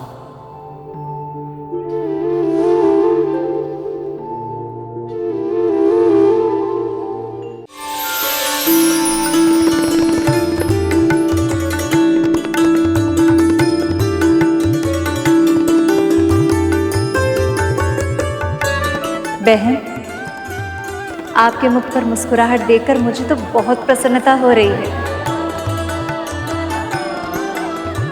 कल स्कंद माता की कथा सुनकर ऐसा लगा जैसे परिस्थिति कितनी भी विपरीत क्यों ना हो, एक माता और उसके पुत्र के बीच विशेष संबंध सूत्र कभी नहीं टूटता। न जाने क्यों हमें ऐसा विश्वास होने लगा है बहन कि हमें हमारा पुत्र अवश्य मिलेगा। आपके मन में इस व्रत के प्रभाव से आस्था जगी, बहुत अच्छी बात है। अब आप बिल्कुल भी चिंता मत कीजिए, बस पूरी भक्ति से प्रार्थना कीजिए। माँ आपकी प्रार्थना को अनसुना नहीं करेंगे।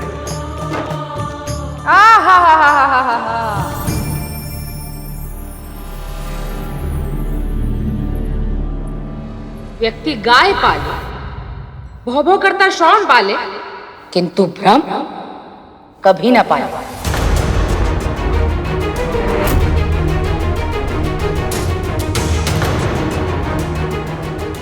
2-4 दिन व्रत क्या रखेंगे? आप खुद को बहुत बड़ी तपस्विनी समझने लगे हैं। ये मत भूलिए कि एक साधारण स्त्री है आप। अपने पुत्र को तो संभाल नहीं पाए और चली है विश्वास करने कि माता रानी सारे जगत को छोड़कर अपनी कृपा केवल आप पर बरसाएंगे। अब भाई ये तो अति ही हो गई।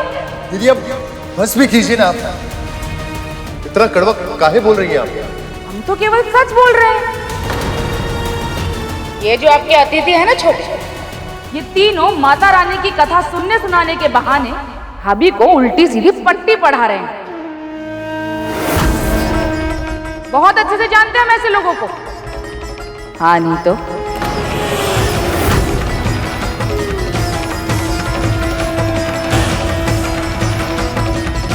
क्या कहा आपने?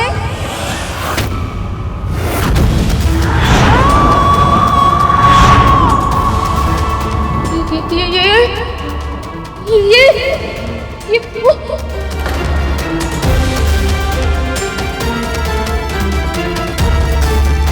क्या मैंने अभी अभी माता को देखा? क्या मेरा कोई भ्रम था? स्त्रियों का इस समाज में सहज जीवन जी पाना पहले से कठिन है, और आप एक स्त्री होकर भी दूसरे स्त्री के मार्ग पर कांटे बो रही है। आपको तो इन्हें मानसिक शांति देनी चाहिए, किंतु आप इन्हें मानसिक संताप दे रही हैं। नहीं नहीं, ऐसी कोई बात नहीं है।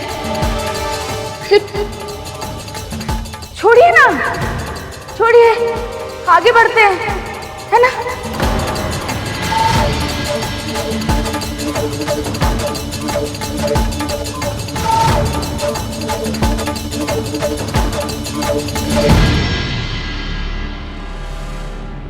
आप बुआ जी की बातों से प्रभावित मत होइएगा।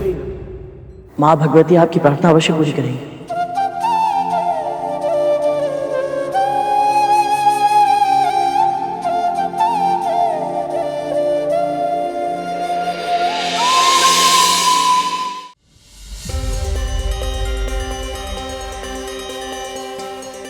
अब तक आप सबने सुना कैसे माँ ने शैलपुत्री के रूप में महाराज हिमवंत के घर जन्म लिया। आपका विवाह उन्हीं के साथ हो जिन्हें पति रूप में प्राप्त करने की इच्छा समय आपके हृदय में सहज रूप से प्रकट करे।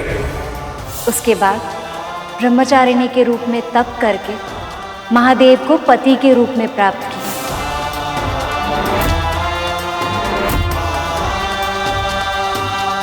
फिर चंद्रघंटा के रूप में घंटानाद करके उन्होंने बुरी शक्तियों का नाश किया।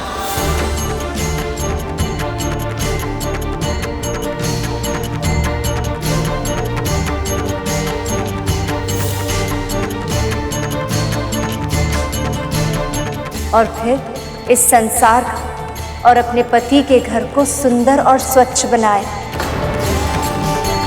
कुष्मांडा के रूप में उन्होंने सिद्ध किया कि वो इस संसार की प्राण शक्ति है।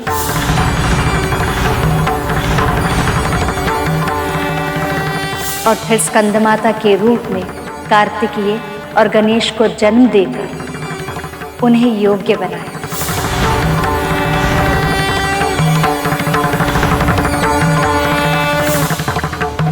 माँ के अब तक के सारे अवतारों में हर स्त्री की तरह उनकी प्राथमिकता थी उनके पति, घर और उनकी संतानें।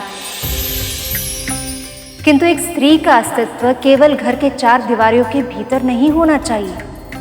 अपने घर संसार के साथ साथ एक स्त्री समाज, संसार और जन कल्याण के लिए बहुत कुछ करने के लिए सक्षम है।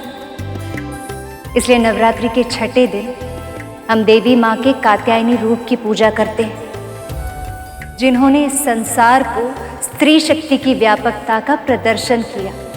माँ का ये रूप कैसे उजागर हुआ था माँ? इसका कारण एक राक्षस था सुपन, जिसका अंत केवल और केवल मां ही कर सकती थी। उस राक्षस का नाम था महिषासुर। महिषासुर? वो कौन थे भैया जी? उनकी कहानी में सुनी ना, मां भगवती की कृपा से।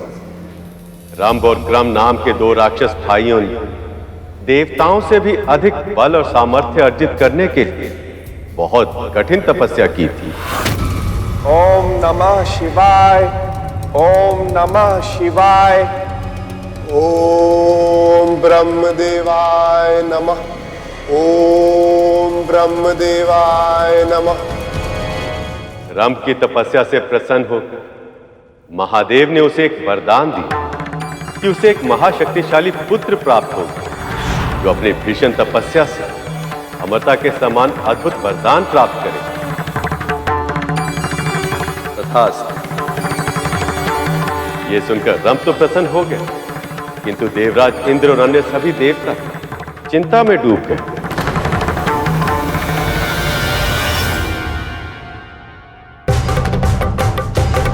महादेव से वरदान प्राप्त करने के बाद रंभ एक बलशाली भैंस पर मोहित हो गए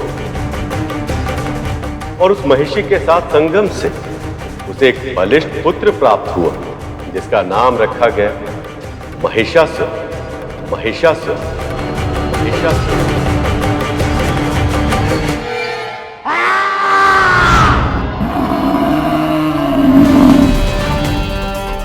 जन्म के बाद से ही महिषासुर हिंसा करने लगा था। उसका भय मात्र पशु पक्षी और मनुष्य में ही नहीं, बल्कि देवताओं में भी, क्योंकि उसमें अमृत के समान वरदान प्राप्त करने की क्षमता थी, और यदि वो अमर हो जाए तो संसार का विनाश निश्चित है।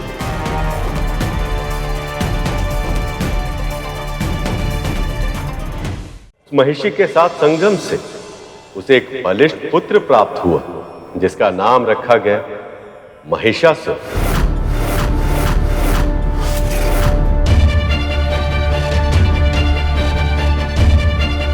जन्म के बाद ही महिषासुर हिंसा करने लगा था।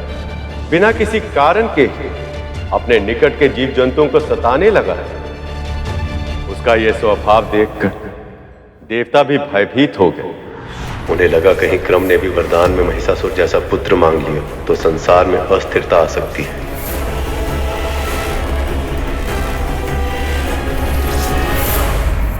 और उन्होंने क्रम की तपस्या को भंग करने का निश्चय किया। देवराज इंद्र मगरमच्छ का रूप धारण करके सरोवर में उतर गए, जहां क्रम अपनी तपस्या में लीन थी। उस मगरमच्छ के प्रभाव से क्रम की तपस्या भंग हो गई और फिर उन दोनों में युद्ध हुआ, जिस युद्ध में देवराज इंद्र ने क्रम का वध कर दिया। किंतु उसी समय रंभ अपनी पत्नी और पुत्र के साथ वहां पहुंचा और फिर क्रम, मेरे भाई ये क्या हो गया? इतनी शीघ्र तुम मुझे छोड़कर चले गए मेरे भाई। अभी तो हमें इस सृष्टि पर मिलकर राज करना था मेरे भाई। अब जब तुम ही नहीं रहे तो इस सृष्टि का क्या लाभ?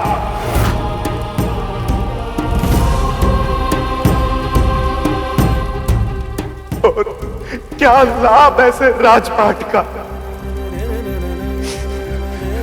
नहीं मेरे भाई, मैं तुम्हारे बिना जीवित नहीं रह सकता।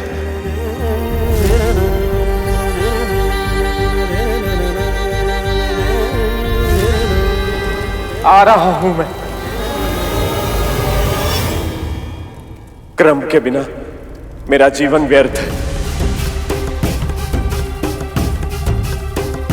पुत्र, अपने पिता और अपने काका की मृत्यु का प्रतिशोध अवश्य लेना और स्मरण रहे कि इन दुष्टों ने असमय हमें मृत्यु के मुख में जाने के लिए विवश कर दिया। मैं जानती हूँ आप अपने भाई से कितना प्रेम करते थे, किंतु यदि आप हमें छोड़कर चले जाएंगे तो हमारा क्या होगा स्वामी?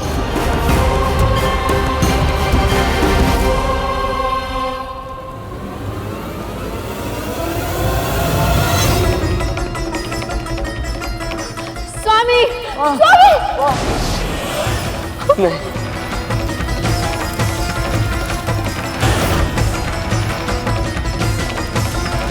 अबला नारी हूं मैं। अपने स्वामी के बिना इस संसार में जीवित रहने की कल्पना भी नहीं कर सकती मैं भी इस देह का त्याग करूंगी। नहीं माँ, पर तुझे हम सब की मृत्यु का प्रतिशोध लेना होगा। देवताओं के राजा इंद्र से उसका सिंहासन छीनकर तुझे त्रिलोक का स्वामी बनना होगा।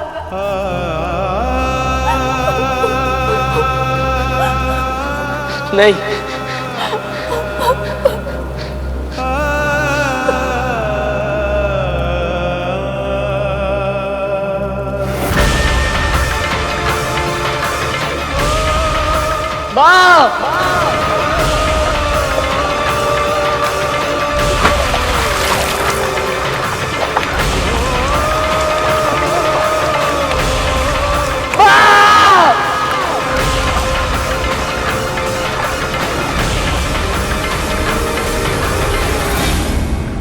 इन देवताओं के छल और धृष्टता के कारण असुरों ने ऐसे ही प्राण गंवाए हैं, किंतु मैं अब असुरों के साथ और अहित नहीं होने दूंगा। मैं स्वयं महिषासुर का मार्गदर्शन करूंगा। पिताजी! अपनी आंखों के सामने उस बालक ने अपने काका, पिता और मां को साथ छोड़कर यमलोक जाते हुए देखा।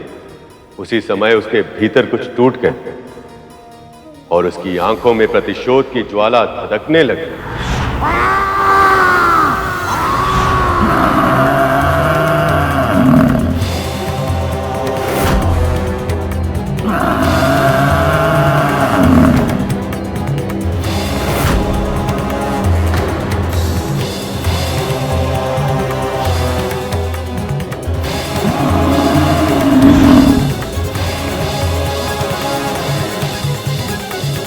असुरों के गुरु शुक्राचार्य को उस बालक की असीमित शक्ति का आभास पहले से ही हो गया था।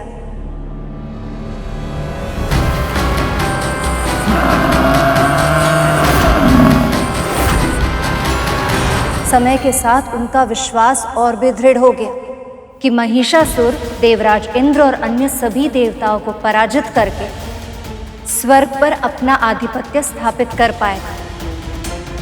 रंभ का पुत्र होने के कारण महिषासुर को जन्म से पहले ही महादेव का वरदान मिल गया था कि यदि वो सच्चे हृदय से तपस्या करेगा तो उसे अमृतत्व के समान शक्तिशाली वरदान मिलेगा। इसलिए गुरु शुक्राचार्य ने उसे ब्रह्मदेव की तपस्या करके उसके नियत अर्थात वरदान की वो असीमित शक्ति प्राप्त करने का आदेश दिया। ओम ब्रह्मदेवाय नमः।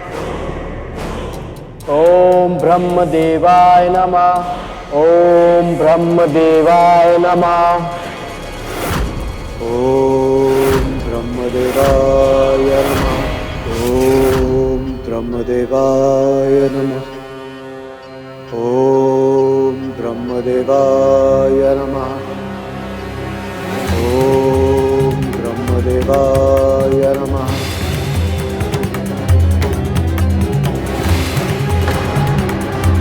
इसके तपोबल में निरंतर होती वृद्धि हमारे लिए संकट का सूचक है। अब तो बस एक ही उपाय शेष है, हमें इसकी तपस्या भंग करनी होगी। मुझे देवताओं का षड्यंत्र रोकना होगा। मुझे महिषासुर की तपस्या की रक्षा करनी होगी।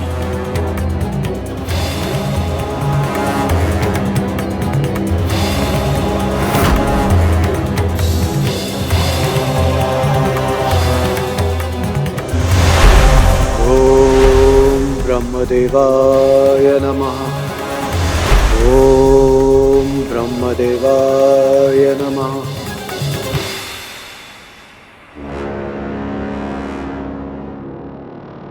ओम ब्रह्मदेवाय नमः। वरुण देव,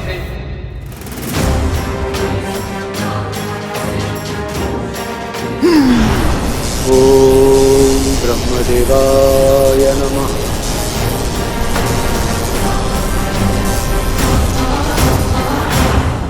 ओम ब्रह्मदेवाय नमः।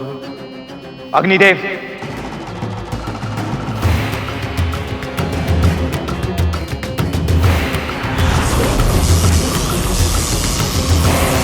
ओम ब्रह्मदेवाय नमः।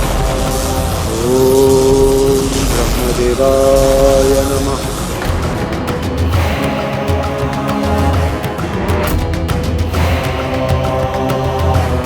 वायुदेव, कुछ भी कीजिए पर मुझे परिणाम चाहिए।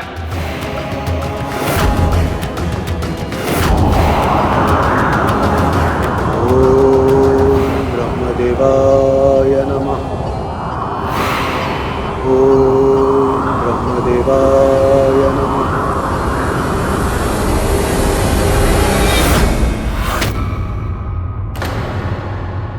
तुम देवताओं की शक्ति इतनी भी अधिक नहीं कि मेरे सुरक्षा कवच को भेद पाओ। इसकी तपस्या अवश्य पूर्ण होगी। महिषासुर अपने लक्ष्य को अवश्य प्राप्त करेगा। ओम ब्रह्मदेवाय नमः। एक और असुरों के गुरु शुक्राचार्य महिषासुर को अमृतत्व की ओर ले जा रहे थे, तो दूसरी ओर देवी पार्वती को आने वाले संकट का अनुभव होने लगा। अभी उन्होंने सक्रिय रूप से इसका अनुभव नहीं किया था, किंतु धीरे धीरे उनका मन कैलाश से भटकने लगा था, क्योंकि उन्हें चिंता थी अपने रचाई हुई संसार की और उसमें रहने वाले संतानों की।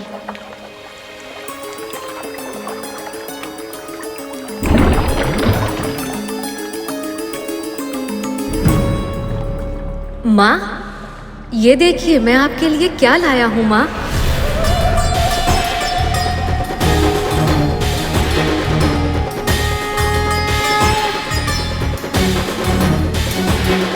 अरे ये क्या हो रहा है? और माँ इतनी विचलित क्यों प्रतीत हो रही हैं?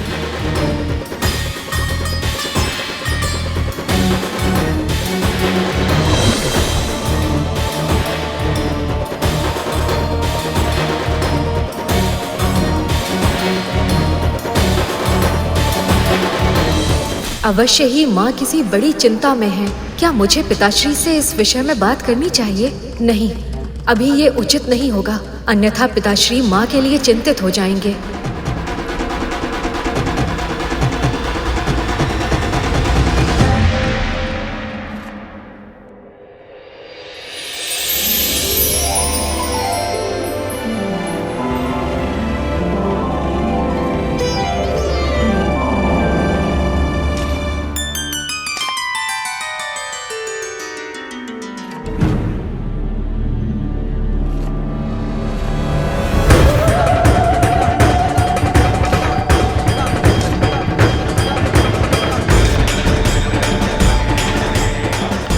नंदी जी, माँ के हाथ में तो चाकू है,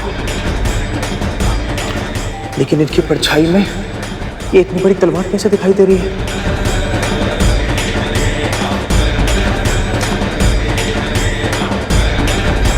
हे महादेव, रक्षा कीजिए।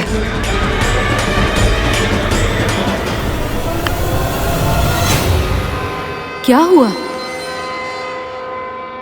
गणेश जी, माँ की छाया।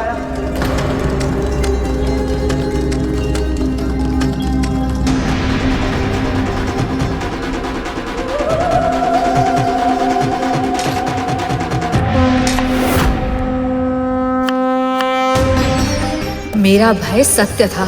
माँ अवश्य ही किसी चिंता में है, किंतु प्रतीत होता है उन्हें स्वयं उनकी इस अवस्था का आभास नहीं।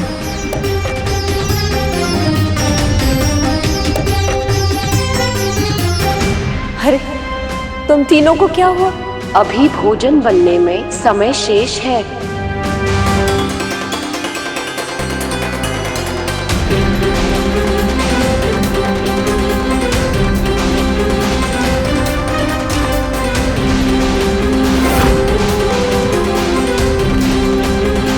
माँ के प्रतिबिंब में जिन विचित्र भावों की झलक दिख रही है, वो अवश्य ही भविष्य की किसी घटना का संकेत है। पर किस घटना का और क्या कारण हो सकता है इसका?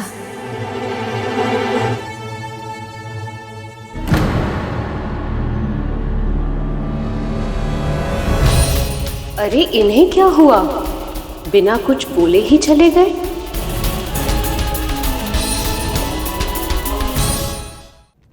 महादेव, महादेव, सहायता महादेव। महादेव, महादेव, हम सब प्रयास के बाद भी महिषासुर की तपस्या भंग नहीं कर पाए। यदि उसकी तपस्या पूरी हो गई और उसे अमृत का वरदान मिल गया तो संसार को नष्ट होने में अधिक समय नहीं लगेगा प्रभु। जो संसार मेरी संतानों की क्रीड़ा भूमि है, उसे नष्ट नहीं होने दूंगी मैं।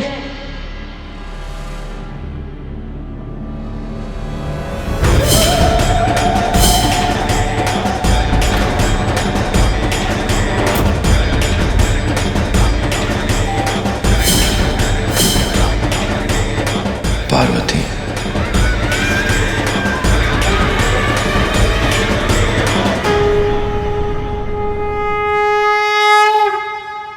शांत हो जाइए आप सब।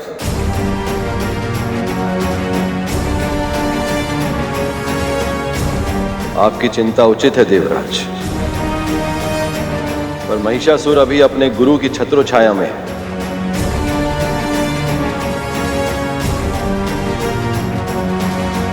और गुरु का मान हमें रखना ही होगा। पर संकट सामने है, ये जानते हुए भी शांत रहना और उसकी प्रतीक्षा करना, ये उचित नहीं है महादेव। हमें महिषासुर को अमर और अपराजय होने से रोकना होगा।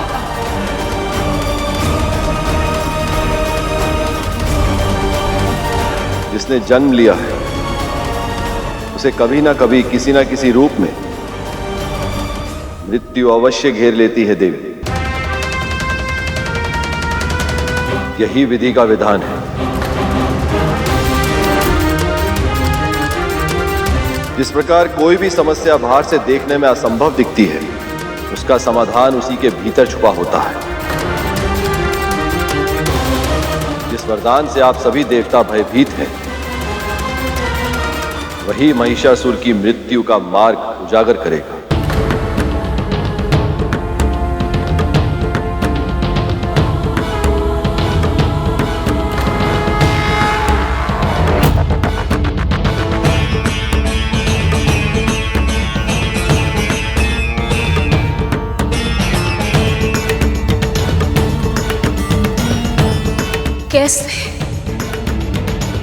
कैसे महादेव?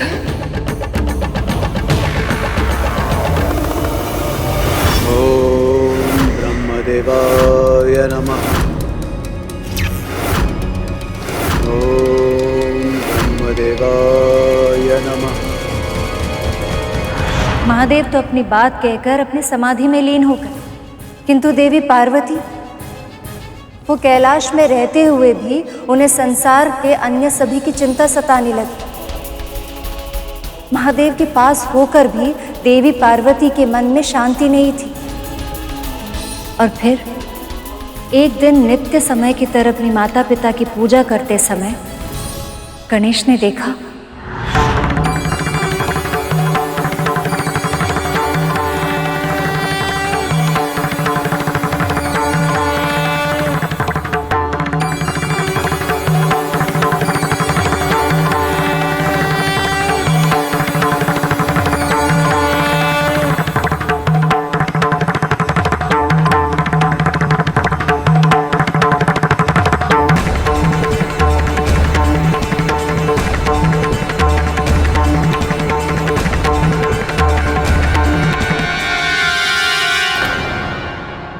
अरे ये क्या, माँ कहाँ चली गई?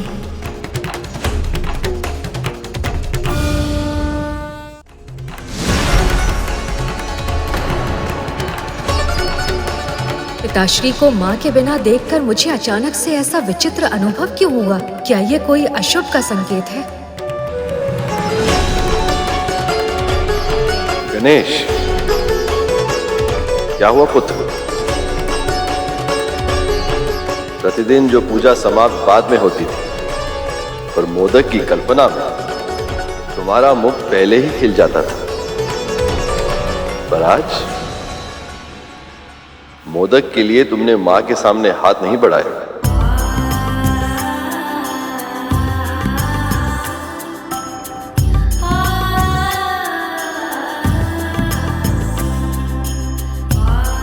माँ, आप मुझे छोड़कर कभी नहीं जाएंगी ना?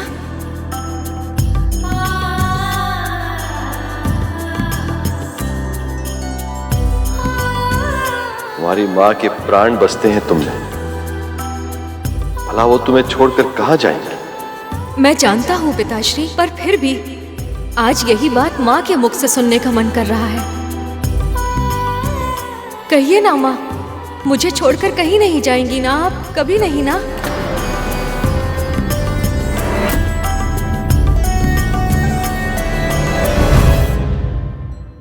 ये तू क्या कह रहा है गणेश? क्या हुआ देवी, आप इतनी असहज क्यों हैं?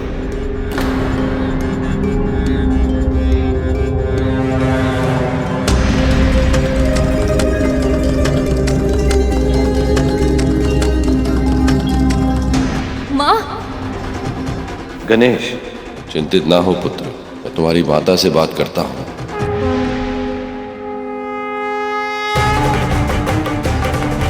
और यदि ऐसा नहीं हुआ तो मेरा भय सत्य हो जाएगा और माँ कैलाश और हमें छोड़कर चली जाएंगी। और इस बार पिताश्री माँ से विरह सह नहीं पाएंगे, कहीं संसार को विनाश का मुख न देखना पड़ जाए।